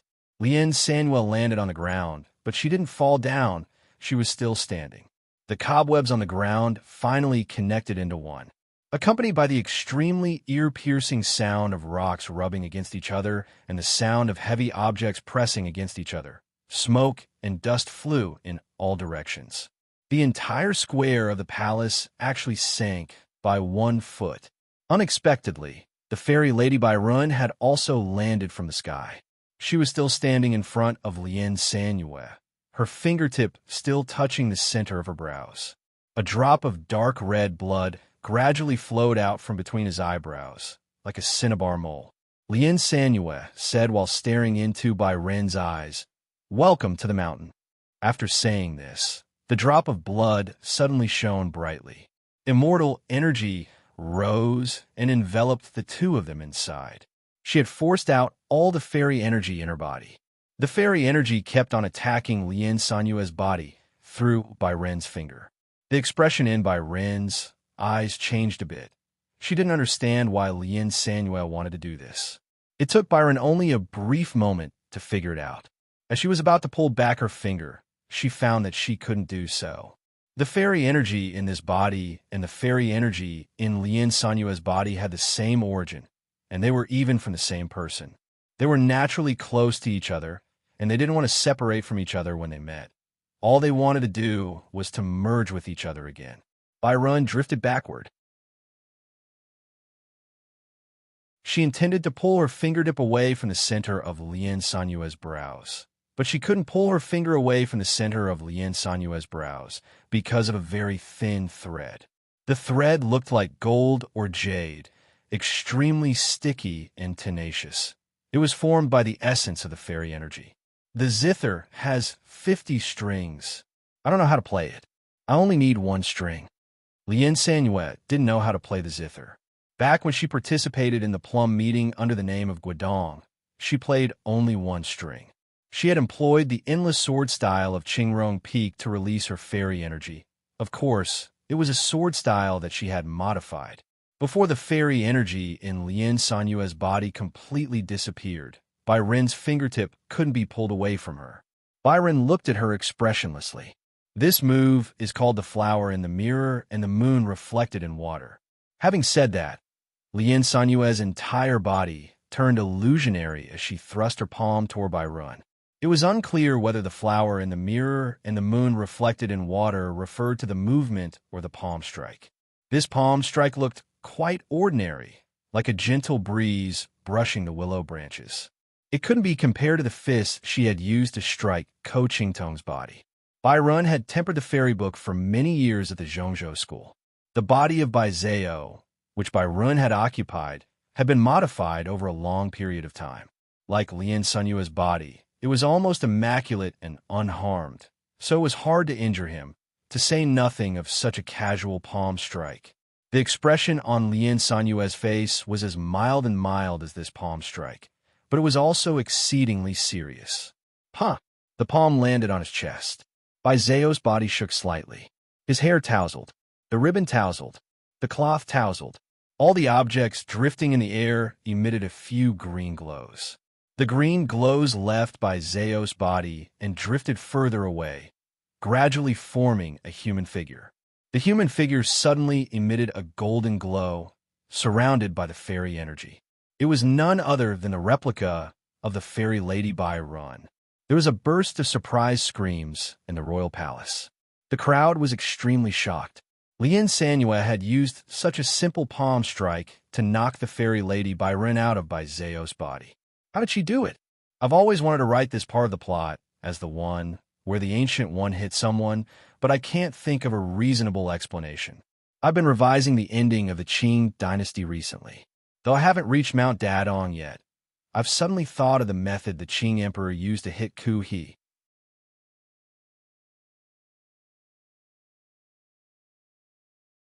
Chapter 6:23. Though it seemed difficult to explain, the principle was actually quite simple. Lien Sanua used the endless sword style to condense the fairy energy into a thread and use the thread to form a bridge to prevent Bai Ren from leaving. In other words, she had pulled Bai Ren back to the mountain in Chaotian from the sky. Then, she had infused most of the fairy energy in her body into Baizeo's body through the bridge, which was Bai Ren's finger. Baizeo's body had been modified by the fairy energy and the fairy awareness in the fairy book for many years, so it was strong enough to withstand a replica of Bai Ren's body. However, the amount of fairy energy in her body had increased by 1-fold all of a sudden, so her body couldn't withstand it and was on the verge of collapsing. If Bai Ren didn't want to die in this explosion of fairy energy, she had no choice but to leave this body and bring most of the fairy energy with her. In order to ensure that Baizeo was still alive, she had to ensure that she could stay in Chaotian for a while longer. The fairy energy in Lien Sanua's body had been used up, so the golden thread had dissipated in the air. The expression in Baizeo's eyes suddenly grew perplexed, and then he came back to his senses. He realized what had happened over the years in that day, and his face grew pale. He couldn't withstand the double impact of the spiritual energy and the fairy energy falling into Lien Sanua's bosom. "Senior Master, is that you?" she asked bewilderedly, while looking at the ordinary face that looked beautiful because of the drop of blood between her eyebrows. "Don't talk. Take a rest first." Lien Sanua walked toward the grand hall while holding Byron in her arms. Byron drifted up to the sky. She was not a real person at the moment, but an image condensed from the fairy energy particles. Her entire body exuded a sacred intent, and her skirt looked as beautiful as the clouds when it tore in the wind. She was the true fairy lady. Countless people knelt down before her again. The disciples of the Zhongzhou school were extremely excited, thinking that they had finally seen the true appearance of their ancestor and felt that their lives had been worthwhile. Byron had already understood what Lien Sanua intended to do when she heard what Lien Sanua said. Looking at the back of Lien Sanua walking toward the grand hall, an appreciative expression showed in her eyes. "You're really good," she said. "Even though I can't stay in the lower world for a long time, I can still kill all of you. It's because I'm the real me now." Lien Sanua didn't even turn her head around. She didn't even pay any attention to her. She had no fairy energy now, so she couldn't fight anymore. She had no choice but to leave the rest to someone else. Suddenly, a series of shattering sounds rang out in the hall, as if all the expensive porcelain in Duke Lu's bedroom had been smashed at the same time. The ray of morning light that ignored the dark clouds and landed on the stone steps suddenly shattered and disappeared without a trace. Ping Yongka spat out a mouthful of blood and fainted. Jing Jiu flew into the sky and looked at Byron with a calm expression. His clothes and the ends of his hair carried a faint sword light, as if they had been painted by an artist on purpose. Byron looked at him in silence and said, "I didn't expect you to be alive." Jing Jiu said nothing. His sword moved at will, and countless sword wills emanated from his body. They were extremely majestic and sharp. These sword wills enshrouded the whole royal palace. All the cultivation practitioners who used swords could sense that their flying swords didn't obey their commands and wanted to fly toward the square. There were very few sword sects that came to Xiaoga City today, and the Kunlun sect was the largest among them.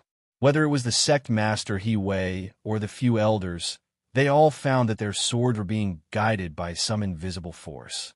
They were shocked and hastily mobilized their sword source to guard their hearts. Yet, how could they guard their swords? A few sword lights flew out from the bodies of the elders of the Kunlun sect. Fortunately, they didn't fly away, but aimed at the sky. He Wei had the highest cultivation state, so he struggled the longest, and the consequence was the most severe.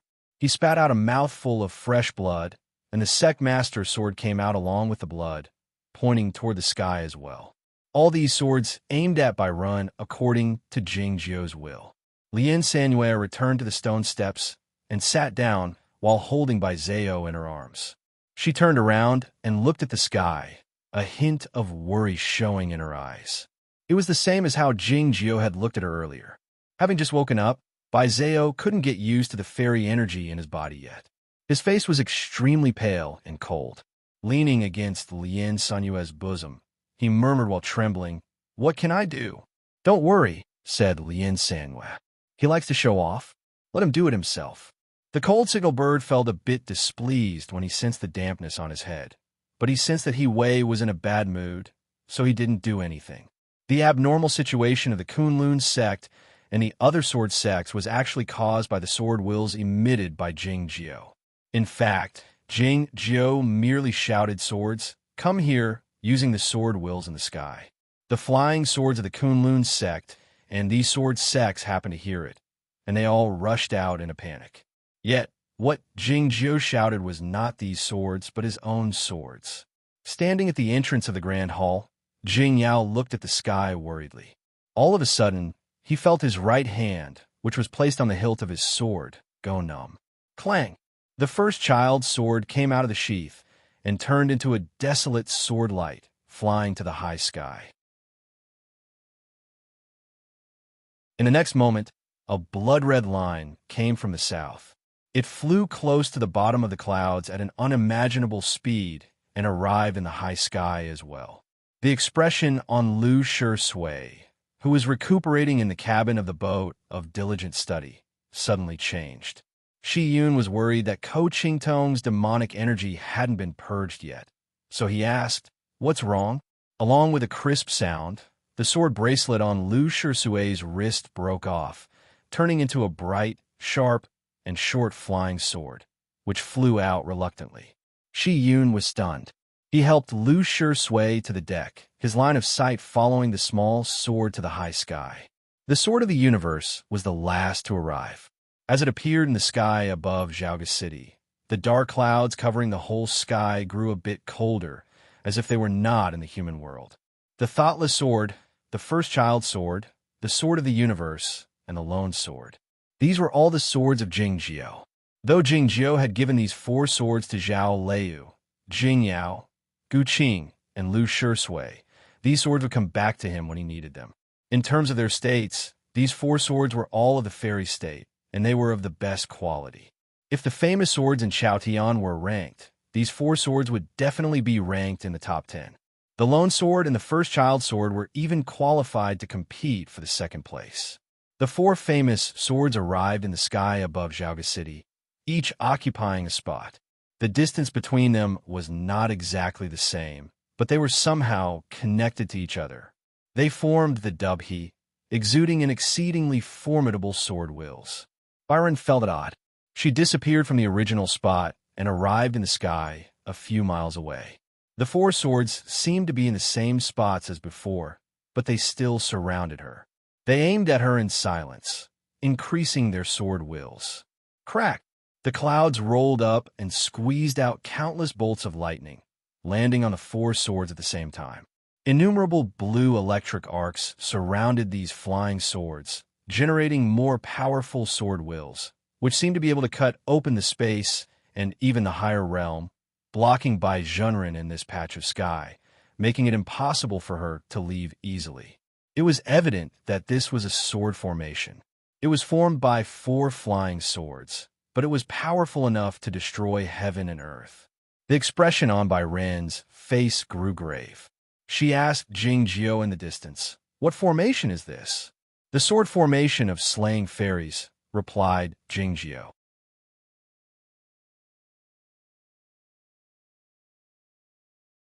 Chapter 6:24. Jing Jiao's voice came to the ground from the high sky like a sword sound, and then spread out. There was an uproar in Zhaoga City. Everybody was stunned. Wasn't the sword formation of slaying fairies something in the legends? Like the rose finch, it had lost its inheritance a long time ago. But why did it reappear in the hands of Jing Jiao? The disciples of the Zhongzhou school had a more complicated emotion. The name of the sword formation of slaying fairies was an ominous omen for them. The swordsmen of various sects were more surprised by another matter. It was that the fairy lady Bai Ren couldn't get rid of this seemingly simple sword formation. It was because the sword formation of slaying fairies set up by Jing Jiao was exceedingly powerful, but the controller of the sword formation had to be able to detect the whereabouts of the fairy lady Bai Ren. If one looked at the sun in the sky from a mountain, how could one know how far the sun was from them? If one couldn't even know the distance, how could one determine the position of the opponent? Lien Sanyue had demonstrated an incredible cultivation state and fighting prowess that day, and could be considered the strongest swordsman in Chaotian, but she still had no chance of winning against the fairy lady Bai Ren. How could Jing Jiao achieve such a feat? It suddenly occurred to them that he might be the immortal Jing Yang, and they vaguely understood something. It was true that Jing Jiao had succeeded in ascension before, though he was sneak attacked by Bai Ren and forced to return to Chaotian, and his cultivation state was not high. He had possessed a consciousness beyond the scope of this world. In terms of the level of consciousness, he was the only person in Chaotian who could be compared to Bai Ren. "Do you think you can kill me this way?" Bai Ren said this calmly while looking at Jing Jiao outside the sword formation, and then she waved her sleeve slightly. An indescribably strong pressure spread in all directions along with the extremely faint metal wind. The few strands of clouds falling from the sky were instantly turned into nothingness. It was quiet in the sky above Zhaoga City, except for the boundless dark clouds, which looked like a huge iron plate pressing down on everything, giving off a depressing feeling. The faint golden wind looked intoxicating, but it was many times more dreadful than the chaotic wind in the high sky. Wherever it passed, nothing could survive. The blood-red sword light of the thoughtless sword grew dimmer instantly. The body of the sword of the universe started to burn fiercely. It was no longer as desolate as before. The first child sword was covered with a layer of dust. It didn't look as desolate anymore. The lone sword was the most unbearable. It had already begun to dodge before the metal wind reached its body, but it couldn't avoid it completely. Specks of rust appeared on its incomparably smooth body, making it look extremely ugly. The spiritual chi of the four immortal flying swords was instantly damaged, and the immortal slaying sword formation was naturally not as powerful as before, and its killing intent was greatly weakened. Obviously, Bai Ren only had to attack a few more times before she could break out of the formation, because this was not the complete version of the fairy slaying sword formation. He also needed a sword. Jing Jiao entered the celestial slaying sword formation. His body movement was like that of an immortal or a ghost. He appeared every time he was more than 10 miles away. Like a twinkling star, he occupied 17 star positions in a row. He arrived in front of Bai Ren and pointed his finger at the spot between her eyebrows. He was the sharpest and most powerful sword in Chaotian. As the all-in-one sword slashed open the path of stars, the god-slaying sword formation became stable again and even more powerful. Its murderous nature had also increased by many folds. The thoughtless sword and the other three flying swords moved along with Jing Jiao, their sword wills coming out and pointing at Bai Ren. Bai Ren didn't show any fear. Her hands bloomed like a lotus flower, exuding a large amount of fairy energy. The four formidable flying swords arrived and landed on the layer of fairy energy, leaving only 4 shallow marks on it. The 4 sword marks formed a E character. Jing Jiao pointed his finger at the center of the E character. An ear-piercing, cutting sound rang out. Countless sparks shot up in the sky and dropped down to the ground like a waterfall of fire. However, the sparks vanished without a trace after falling a few hundred feet. Bai Ren said to Jing Jiao through the sparks in the sky, "These swords are not enough. If you hadn't given her the fairy energy, we might have had a chance." Jing Jiao pulled back his right hand. The fairy energy was only half a foot thick, but it seemed to be the most powerful barrier in heaven and earth. It was impossible to break through it. Jing Jiao said, "It's not enough. I'll give you more." After the fairy lady Bai Run arrived, Yu Qianmin and the other 3 valley masters stopped pursuing Tai Ping Jinren and returned to their respective cloud boats under the command of Bai Jinren. The fighting scene in the sky was shocking. Even though they were swordsmen in the Lianshu state, they were still in a trance. It was then that they received the latest order from Bai Jinren. They couldn't help but feel startled. Yu Qianmin objected to it, which was rare for him to do. The fairy lady Bai Run would kill Jing Jiao soon, and then Lin Sanyue, Jing Yao, and all the enemies of the Zhongzhou school would come. Intimidated by her, Bu Qiuxiao and Zen Master didn't dare make a move. Even if the Aoyama sect had hidden some swordsmen in Zhaoga City, they wouldn't dare make a move. Why did she break her promise and order the cloud boats to attack Zhaoga City? Bai Jinren was the only one who knew that it was because the fairy lady had been forced out of Bai Zhao's body by Lin Sanyue and couldn't stay in Chaotian for too long, so she had to leave. If the fairy lady left, the situation would change. The Zhongzhou school had to seize the opportunity to take control of the great formation of the royal palace and kill Jing Yao, so that everything would be settled in the end. No matter what Yu Qianmin and the other elders thought, the Immortal Tan had already left Zhaoga City, and the Zhongzhou school would be under the control of Bai Jinren. A dozen cloud boats started moving again, heading toward Zhaoga City at a faster and faster speed, bringing up a great amount of strong wind. Bu Qiuxiao was the first to notice the commotion in the south of the city, feeling furious. The Immortal Tan and Jing Jiao had agreed that the Zhongzhou school and the Aoyama sect would win 3 out of 5 fights. It was only the 3rd fight.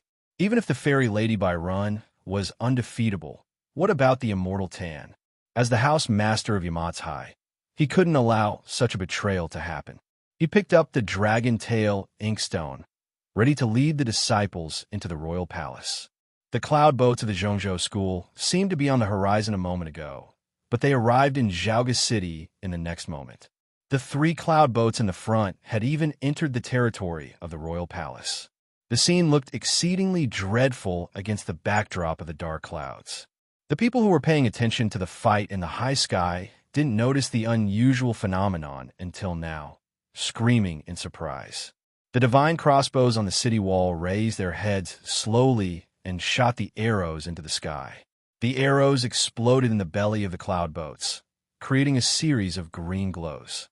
The disciples of the Zhongzhou school employed their magic treasures to block the arrows, covering the sky and covering the earth. The 2 Sir Golden Ox and Sir Golden Ox eyed each other, saying nothing.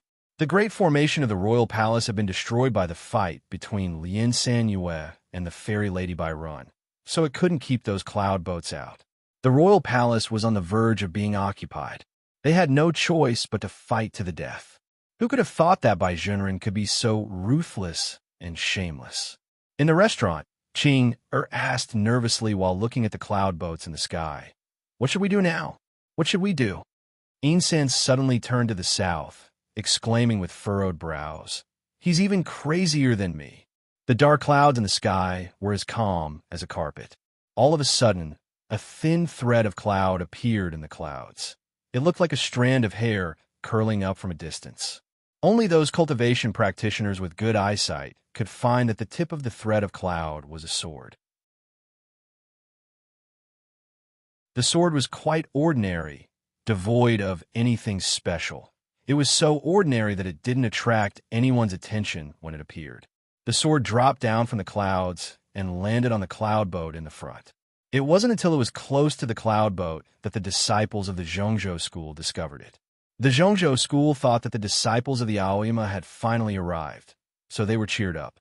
The formation at the head of the boat was activated, and a green light shot toward the sword. With a light paw sound, the flying sword was directly sent flying, and then fell into the ruins of the palace wall like a stone. The disciples of the Zhongzhou school on the cloud boat were taken aback when they saw that the sword had blocked the attack of the disciples of the Aoyama so easily. The chief of the valley said in a mocking tone, "How dare you come here to make a fool of yourself?" It was then that another thin thread came out from the bottom of the calm clouds, and the tip of the thread was an ordinary flying sword. In the next moment, 10, 100, 1,000, and countless thin threads came out from the bottom of the calm clouds. The tip of each thin thread was a flying sword. At the moment, the clouds looked like a piece of gray felt that had been used for many years, with countless ends of the threads growing out from it. Countless flying swords pierced through the clouds and dropped down from the sky. Seeing this, the chief of the valley turned pale and yelled sternly, "Defend." The cloud boat activated the formation to the maximum. The disciples of the Zhongzhou school didn't have time to worry about the divine crossbows shooting at them from the rear. They used all their magic treasures to block the countless flying swords falling down from the sky. Countless surprise screams broke out in Zhaoga City. The people were terrified to the extreme. In their eyes, there was nothing else in heaven and earth except for the swords. Swords were everywhere. Countless swords fell down like raindrops, and the whistling of the swords could be heard everywhere. The formidable sword wills seemed to be able to pierce through the heaven and earth. It was like a violent thunderstorm. There was no way an umbrella could block it. In an instant, the formation of the cloud boat collapsed, and the spiritual sails were torn to pieces. A flying sword pierced deeply into the deck of the boat, creating a crack. Soon after, more swords fell down and cut the deck into pieces.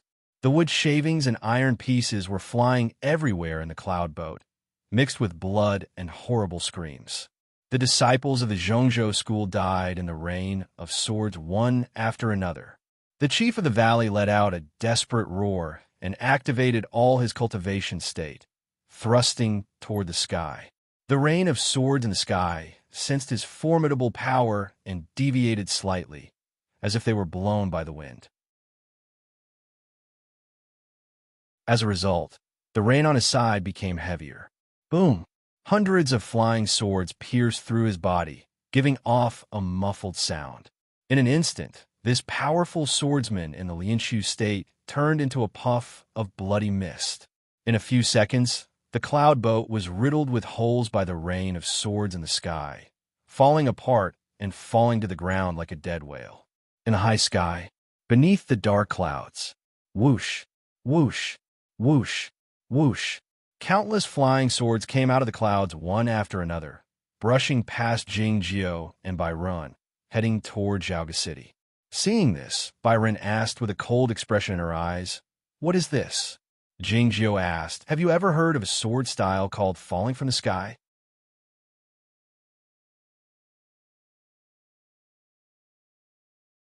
Chapter 6:25.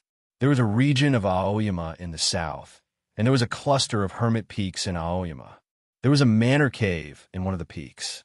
Perhaps it was because the story Tong Yin told was so good that the stone door of the manor cave wasn't closed this time. As Zhao Leiyu and the others walked out from the manor cave, they found the thoughtless sword and the sword of the universe had already disappeared into the horizon, nowhere to be seen. This was a speed that Zhao Leiyu and Gu Qing couldn't achieve, no matter how hard they tried. Leaving the manor cave didn't mean that they could leave the hermit peaks. They stood in the midst of the green peaks, reticent. A white line suddenly appeared in the sky, with a flying sword at the front end of the line. In the next moment, countless white lines streaked across the blue sky like combs. They were innumerable swords leaving Aoyama, heading toward the north like a heavy rain or a huge white ribbon. Seeing this, Yuan Shu opened his mouth wide, and Zhuoruzhui opened his eyes wide. Gu Qing was also bewildered, wondering what was going on. Zhao Leiyu recalled an event that had happened many years ago.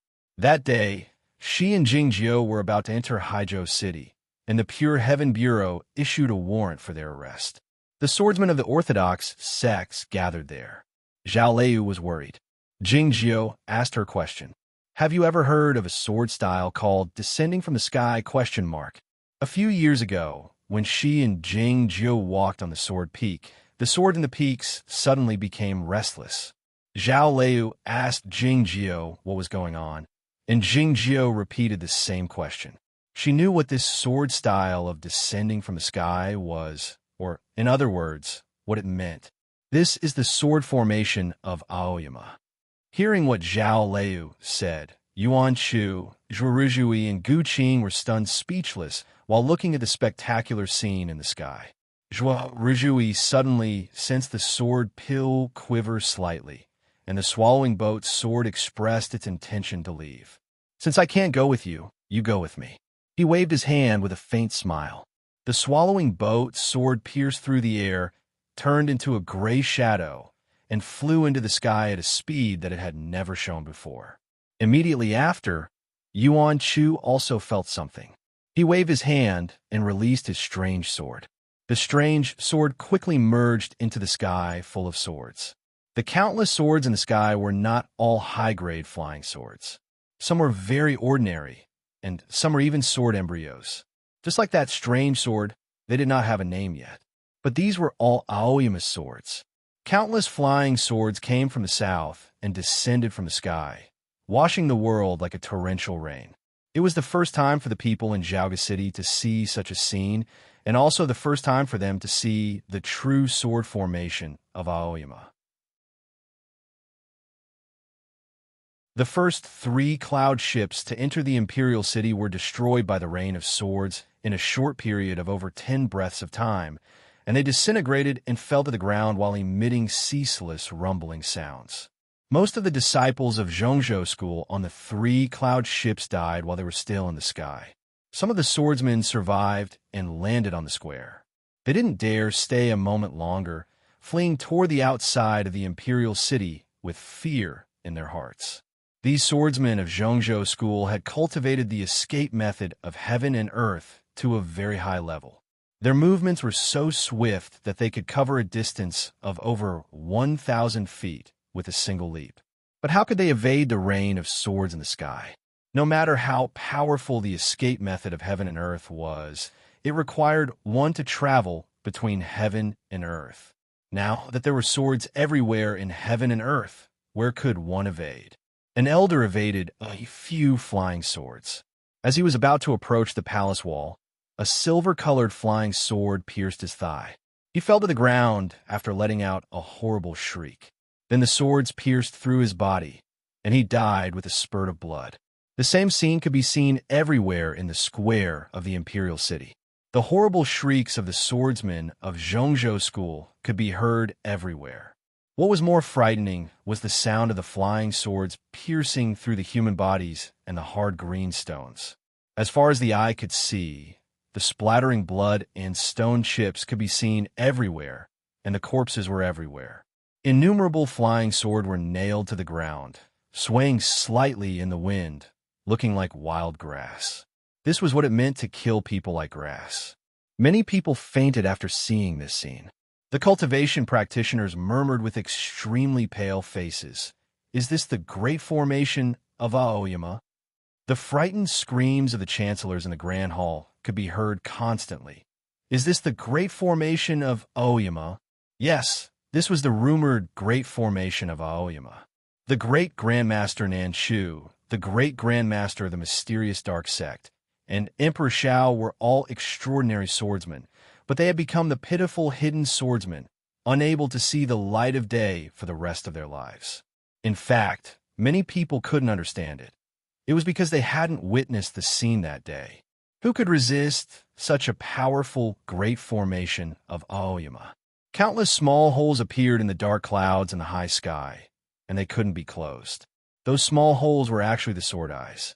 Yet, nobody knew that the rain of swords falling down from Zhaoga City was not the most powerful attack of the sword formation of Aoyama. The most formidable attack had already been completed in the high sky.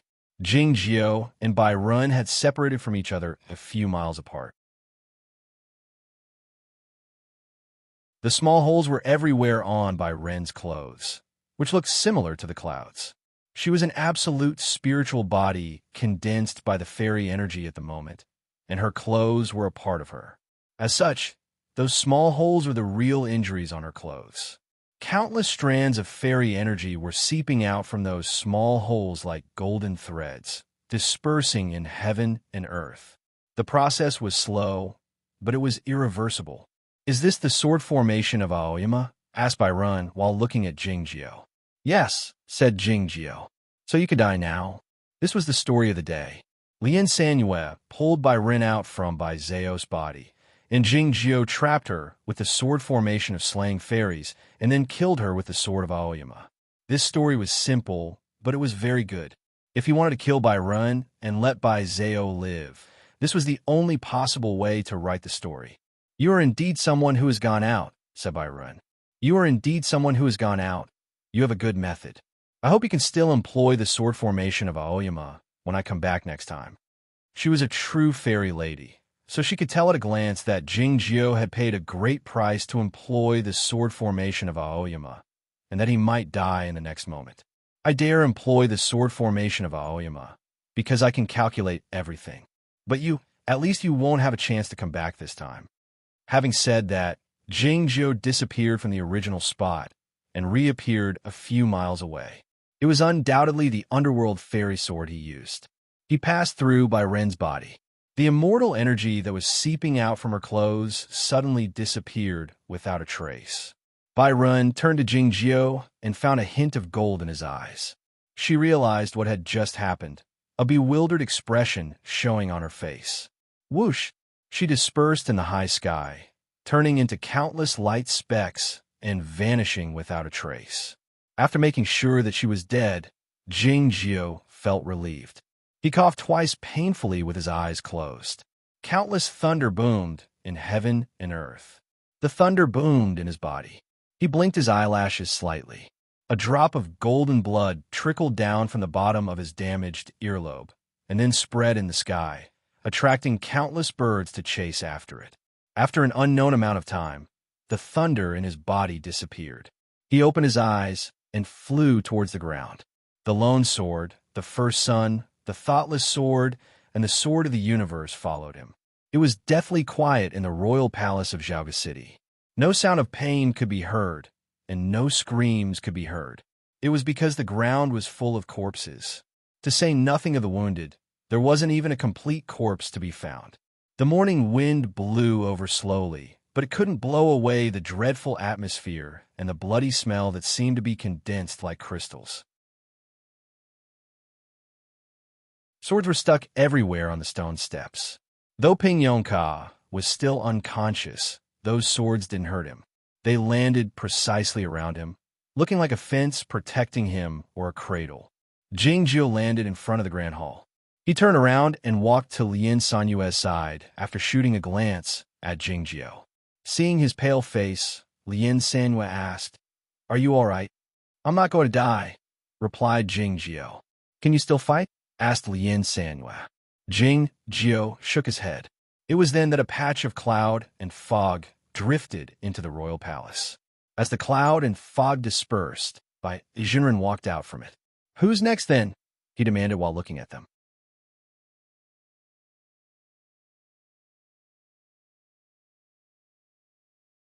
Chapter 626. The cultivation circle considered by Jinren to be one of the most powerful figures in Chaotian. But the strange thing was that the cultivation practitioners didn't have a high opinion of her in private. Like Yin San, Jingjio, and the recently deceased Ko Qingtong had all said, she was always stingy in doing things. It wasn't until now that the people had witnessed her prowess. She was truly powerful. The fairy lady by Run died after turning into a light speck in the sky. The cloud boats of the Zhongzhou school were broken into pieces after being struck by the sword formation of Aoyama. At least hundreds of elders and disciples had died. Her daughter sat by Lien Sanyue with a pale face. It was evident that she was in a bad condition and would probably die soon after. Under such circumstances, she was still as calm and aloof as ever, as if the overall situation of the world was still under her control. It was not a disguise. It was because she hadn't struck yet. It was evident that Lin Sanyue and Jing Jiao didn't have the strength to fight anymore. Who would fight for them then? 3 wins out of 5. The Aoyama sect has already won. The voice of Bu Qiuxiao rang out in the sky, steady and determined. Bai Jinren shot a glance at the boat of diligent study and asked, "Does 2 against 1 count?" Lin Sanyue and Jing Jiao fought the fairy lady Bai Ren. It was indeed 2 against 1, no matter whether it was a one-on-one fight or a joint attack. Cloudtree Mountain also has 2 people. A lotus cloud drifted over from the south, carrying the voice of Zen Master. The fairy lady Bai Ren had arrived in by Zao's body. In a sense, the Zhongzhou school had 2 people. Yet, everybody was well aware that what Bai Jinren, Bu Qiuxiao, and Zen Master said was merely an excuse. The Zhongzhou school had destroyed 3 cloud boats, killed 3 valley masters, a dozen swordsmen, and hundreds of disciples. It had already formed a blood feud with the Aoyama sect. Under the circumstances, the wager between Jing Jiao and the immortal Tan was meaningless. Looking at Bai Jinren's expressionless face in the thin mist, he knew that she would not stop today. The attack of Zhongzhou school would continue, and everyone present might die. A faintly discernible pressure fell from the boat of diligent study onto the square of the royal palace. A beautiful ray of light refracted through the mirror and landed on the square. Bu Qiuxiao and Zen Master were ready to strike. "If you want to die with me, that's fine." Bai Jinren ignored them and took a step towards the main hall. 1 step.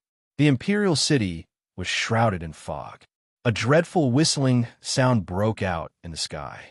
The remaining 10 cloud boats were heading toward the royal palace. Yu Qianmin and other swordsmen in the Lianshu state were standing at the bow of the boats, looking around cautiously.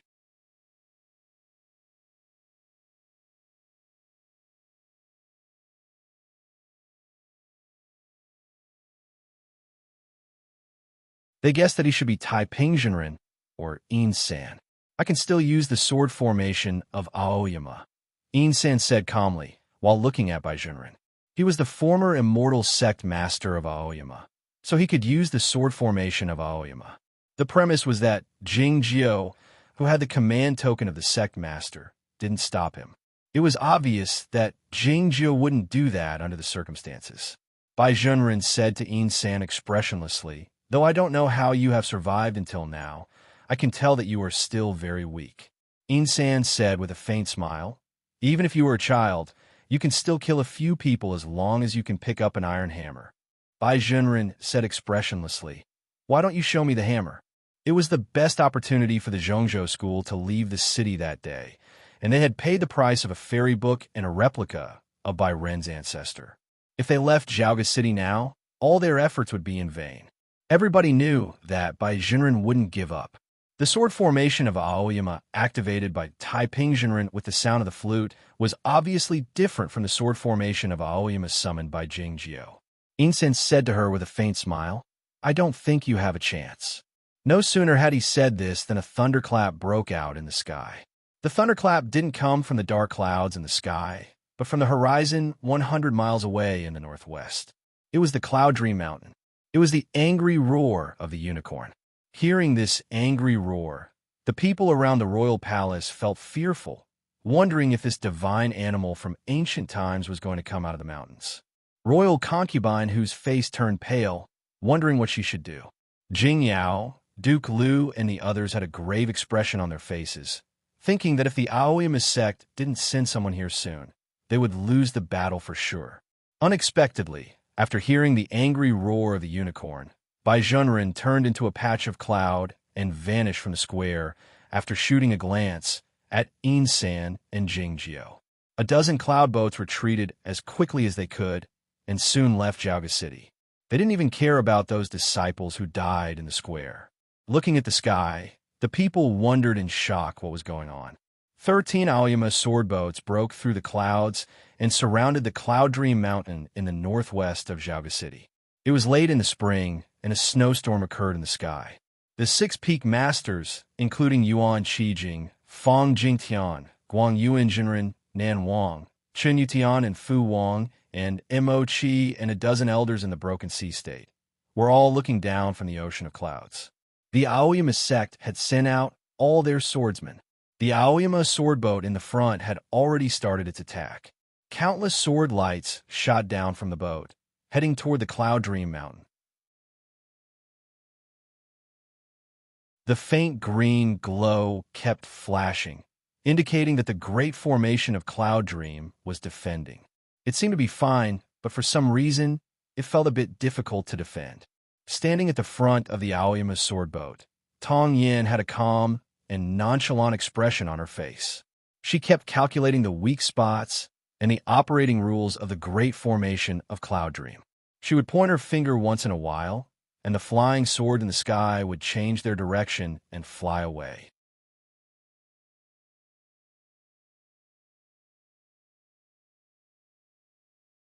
Chapter 6:27.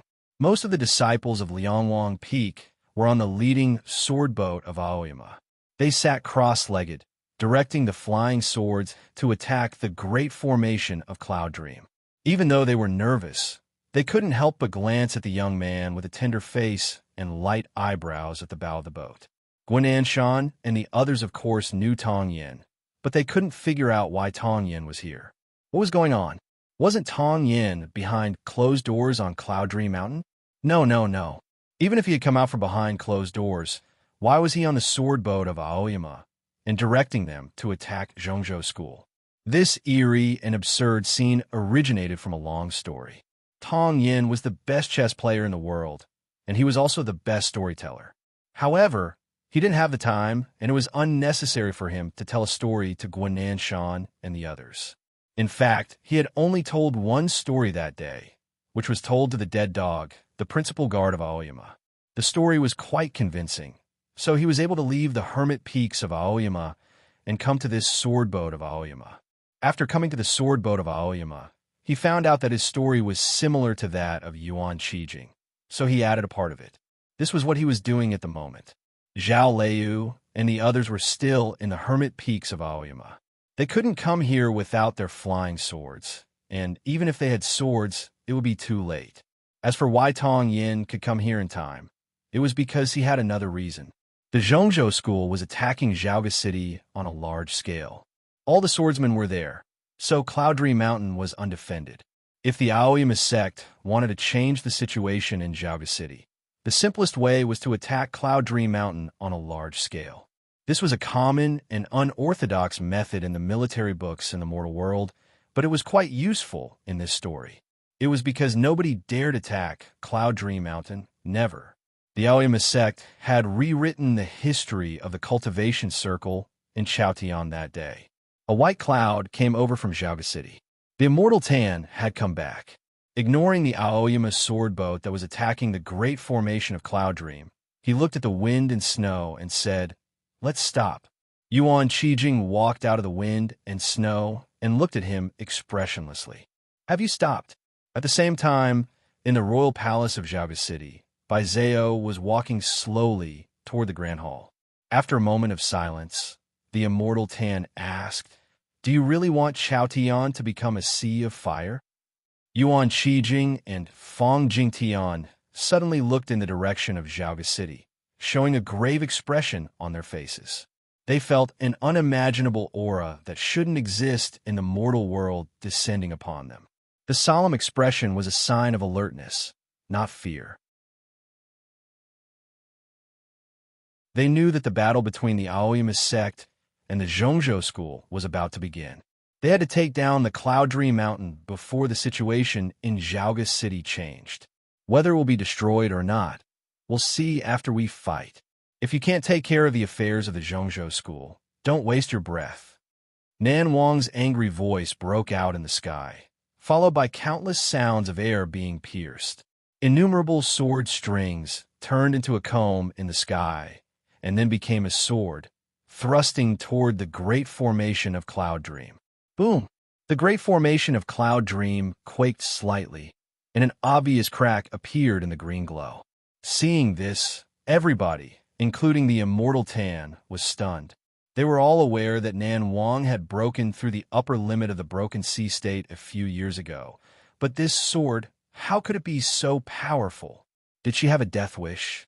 In the next moment, countless sword strings appeared in the sky again, heading toward the great formation of Cloud Dream with a whistling sound.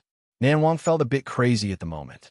It was because she heard the thunder in Zhaoga City and sensed the aura that she was familiar with and hated the most. Lien Sanyue was still alive. She was in Zhaoga City. Jingyang, that bastard, was also there. She was helping Jingyang fight the fairy lady. And she couldn't even take down the great formation of Cloud Dream. It was truly humiliating. It's truly humiliating, the immortal Tan said sentimentally. He opened his hands slowly, and the great formation of Cloud Dream was activated. The Zhongzhou school had never encountered such a situation since it was founded 30,000 years ago.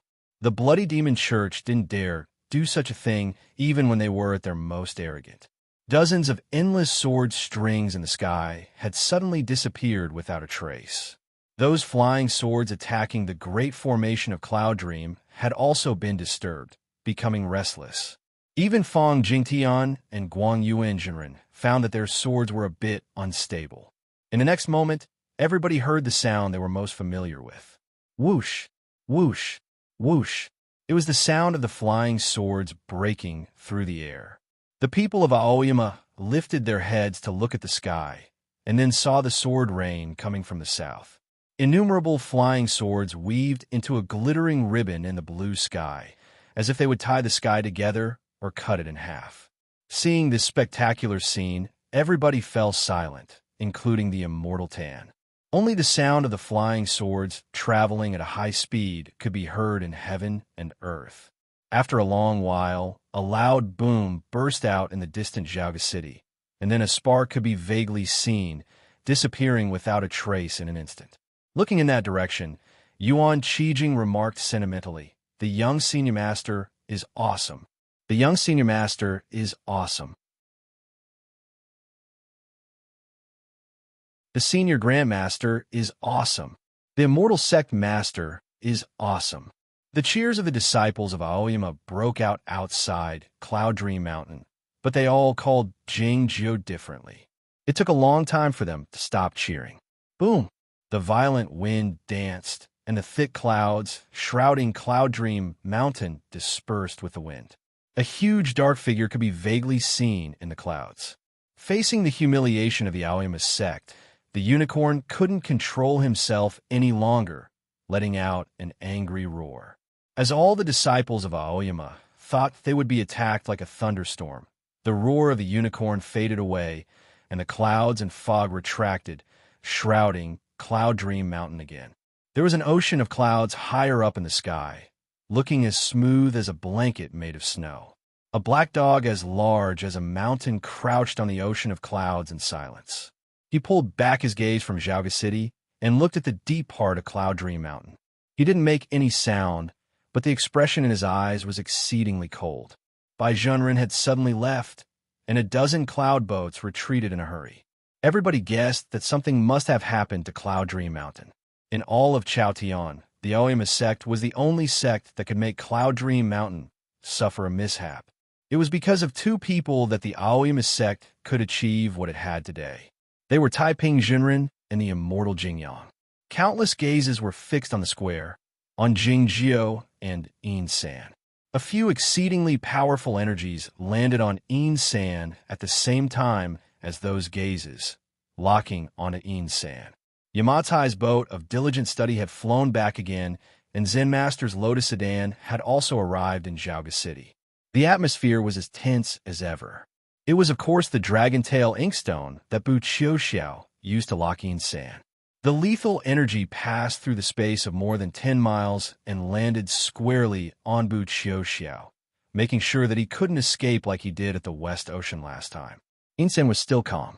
He turned to the boat of diligent study and the Lotus Sedan, flashing a faint smile as he raised the bamboo flute in his hand again. Seeing this, Bu Qiuxiao's expression changed slightly. This time, Yin San didn't play the flute. He waved the flute a few times casually.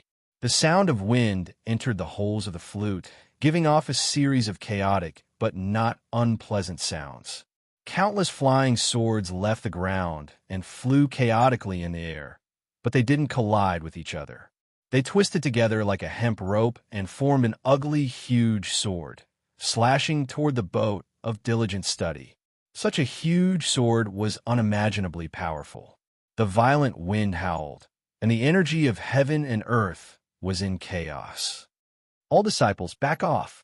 Bu Qiuxiao yelled and summoned all of his righteous energy, intending to have a life-and-death fight with this huge sword.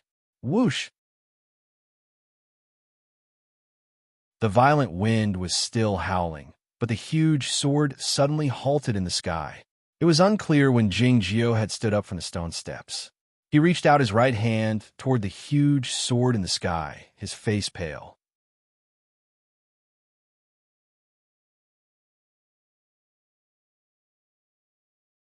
Chapter 628.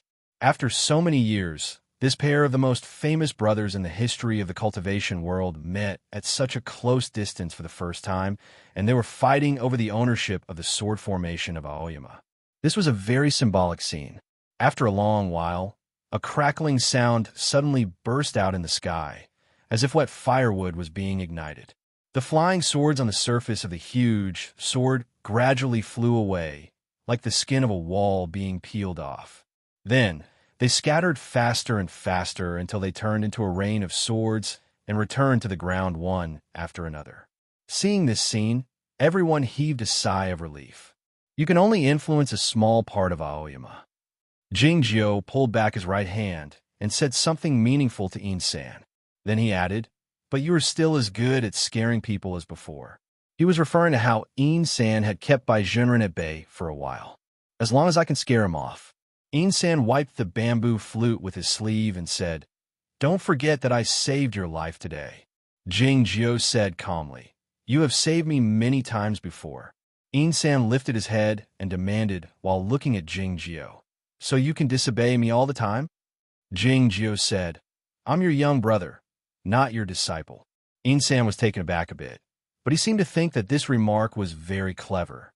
Then he laughed out loud and said to Qing, "Shall we go?" It was unclear when Qing had come to the square of the royal palace. She was flying by Jing Jiao's side.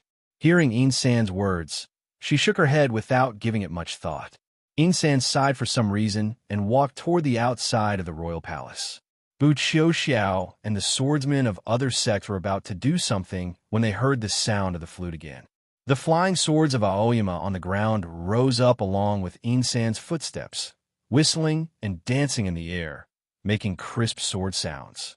Jing Jiao had said that Yin San could only influence a small portion of Aoyama, but he would still be able to influence some. Accompanied by the melodious sound of the flute, under the protection of the Aoyama sword formation, Yin San left the palace and disappeared into the ruins. Zen Master and Bu Qiuxiao exchanged a look and shook their heads, indicating that they couldn't find any trace of him. Was this the realm of a successful, immortal transformation? Thinking of all this, Zen Master felt even more worried. Today, the Aoyama sect and the Zhongzhou school had formed a blood feud. Chao Tian would be in turmoil, and Taiping Zhenren would be isolated from the mortal world. The mortal world would have many troubles from now on. The residents seeking refuge could be seen everywhere outside Zhaoga City. The cries had never ceased. The Zhao Garden had been open long ago and had taken in many people. Jing Shang and Zhao Juyi pulled back their gazes from Zhaoga City and eyed each other, seeing the fear in each other's eyes. "Looks like we can bring them back." "Yeah." Many refugees headed southward after leaving Zhaoga City, including many carriages of wealthy clans. Under the supervision and protection of the army of the imperial court, no chaos occurred. One of the carriages looked very wide. Nobody would have guessed that it was because a golden pheasant was squatting in it. The tail of the golden pheasant was indeed a bit too long. Yin San took the green wine from the great grandmaster of the mysterious dark sect and took a sip of it. He sighed regretfully while stroking the tail of the golden pheasant. He didn't sigh because the world wasn't in chaos. It was because the world would be in chaos eventually. What he felt pitiful about was that Bai Zhenren had retreated decisively in the end. It's indeed a pity. The great grandmaster of the mysterious dark sect poured himself a cup of wine and licked it with his tongue, but he was still not used to it. Otherwise, she would have died in Xiaoga City today, he said with furrowed eyebrows. Seeing Yinsan disappear on the other side of the royal palace, Jingjiu turned around and walked back to the stone steps and sat down. He took out Ada from his sleeve and touched him with his palm, saying, "It's a pity." Ada was useless in the fight against the replica of the fairy lady Bai Run. But if Jingjiu wanted to kill Bai Zhenren, Ada could sneak attack him at the critical moment. As for how to kill Bai Zhenren, Jingjiu had shown that he had the ability to sneak attack him when he and Yinsan fought for the control of the sword formation of Aoyama. Ada meowed once innocently in Jingjiu's chest, thinking that it was fortunate that Bai Zhenren had left. Otherwise, how many lives would he have left? As he was about to complain a little more, he suddenly found that Lien Sanyue was looking at him with interest. He couldn't help but roll his eyes and pass out. Though he hadn't met Lien Sanyue a few times, he had cursed her many times over the past hundreds of years. As such, he didn't dare look her in the eyes. "I've reminded you to be careful at the critical moment," said Jingjiu, while looking at Bai Zhao. Jingjiu had said this to her when they bade farewell to each other in the Guocheng Temple. She didn't know what he meant at the time, but she found out that this was where he meant it. Lien Sanyue shot him a glance, thinking that his voice could be quite gentle as well. Bai Zhao didn't look at her. Holding his knees, he looked at the flying swords and the corpses of his colleagues lying on the ground in the square, his face pale, looking quite pitiful. If her body was really taken over, then she would die. It was an irreversible process. The reason she was still alive was because of Lien Sanyue and Jingjiu. In all of Chaotian, these two were the only ones who could do it, and they had paid a high price for it. Lien Sanyue pulled Zhao Leiyu into her bosom and said, "Take a nap if you're tired." This statement seemed to have a magical effect. Bai Zhao felt a bit more relaxed and closed his eyes. His eyelashes fluttered a few times before he fell asleep. She had been sleeping during the 6 years we were in the snowland. Having said that, Jingjiu shot a glance at Lien Sanyue. She had been sleeping over the years as well. Lien Sanyue smiled, but didn't say anything. The two of them sat on the stone steps in silence, saying nothing more. The seemingly magnificent fight had actually lasted only a few moments. The morning sun was still in the east, obscured by the clouds. As time passed, the sun had gradually moved to the middle of the sky. It was new now. The dark clouds were still obscuring the sun, but the holes made by the flying swords of Aoyama were still there. Countless rays of light shone down from those holes, shining on the square of the royal palace. The ground was covered with swords and corpses. It was an eerie scene. It was eerily beautiful. After a long while, the snowflakes suddenly fell down from those holes. Yuan Qijing arrived. Seeing the flying swords and corpses all over the ground, he remained silent for a while before he turned to Lien Sanyue and said, "Thanks a lot." Lien Sanyue waved her hand casually, saying, "I'm just bored after sleeping for too long, so I want to fight a few times. I didn't do it for your Aoyama sect." Yuan Qijing remained silent, thinking that since she did it for his senior master, Aoyama sect had to remember her kindness. Then, he said to Jingjiu, "I'll stay here. You two can leave now." The Zhongzhou school had suffered a great loss that day, and it was chaotic all the time.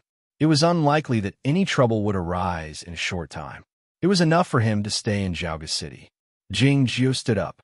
Lien Sanyue placed Bai Zhao in his bosom, ready to leave together with him. A few days ago, I read that a reader said it would take a long time to move to a new place. This is the first time in my life that I've moved a new place. I didn't realize how troublesome it was until now. It takes a long time to pack and tidy up the place. I didn't realize it before I tidied up the place. Now that I've tidied up the place, I've realized that there are so many things hidden in the house that I'm used to seeing. The old readers sent me countless books and gifts when I got married.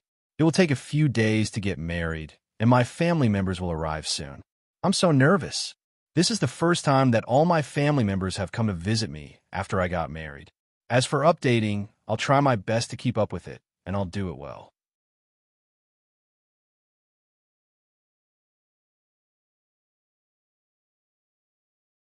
Chapter 629.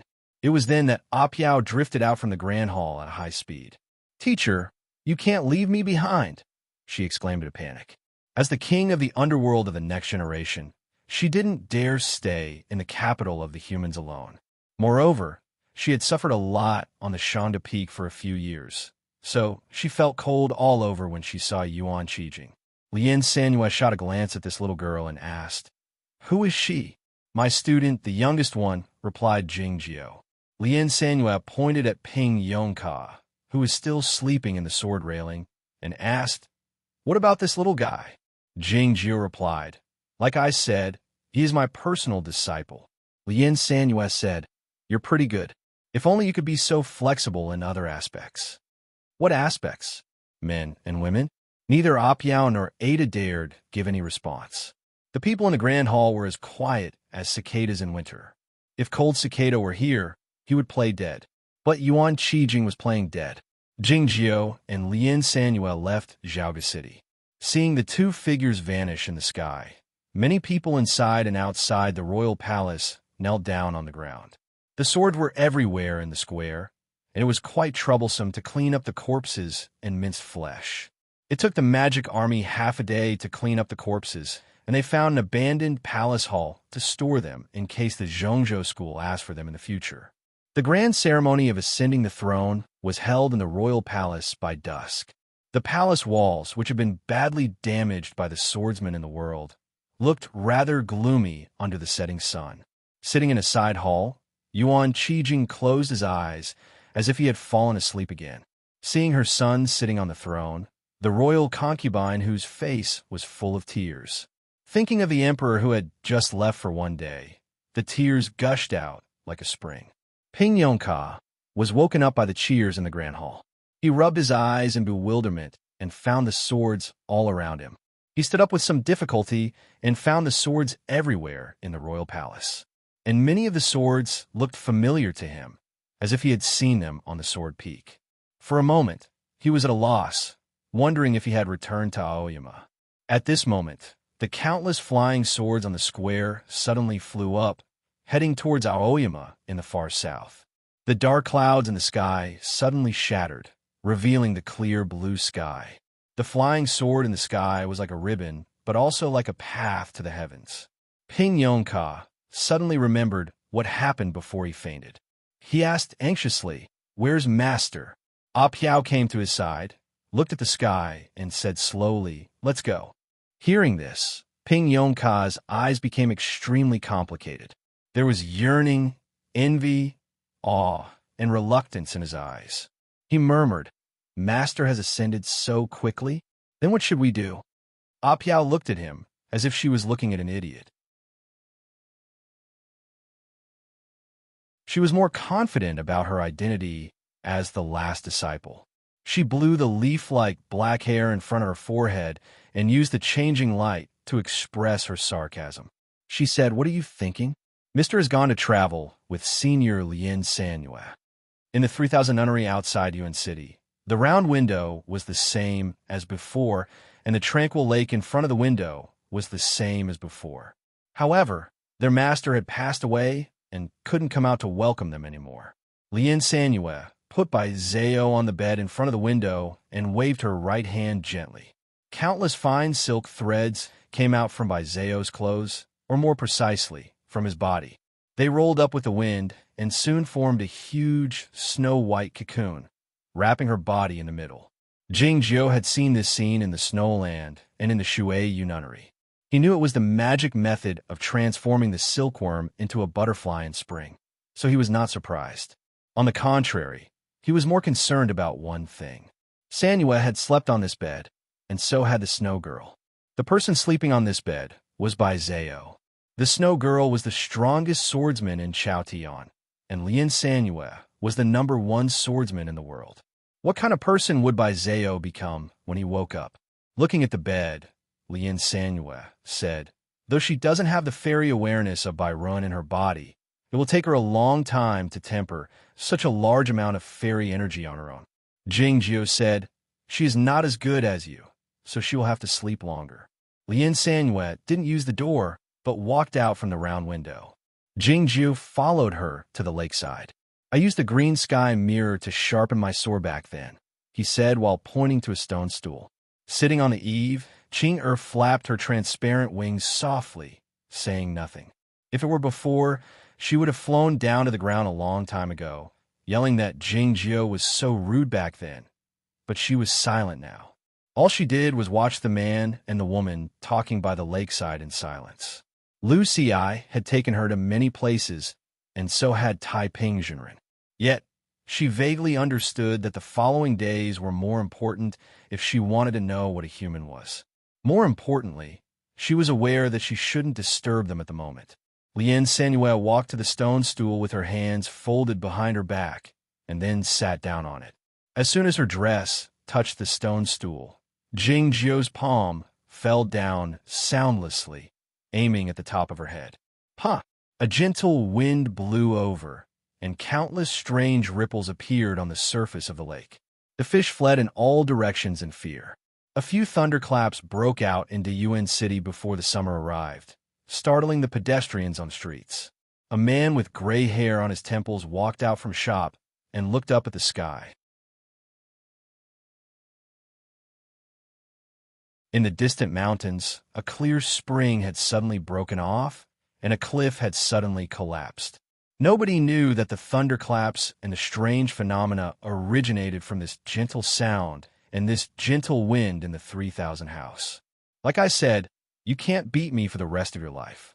Lien Sanue turned around and looked at Jingjiu, saying proudly, even though you have the fairy energy of Bairun, you're still not my equal. You can't even sneak attack me. Jingjiu said expressionlessly, the fairy energy of the fairy book of longevity has been poured into by Zeus' body by you. If you don't take my fairy energy, something bad will happen to you.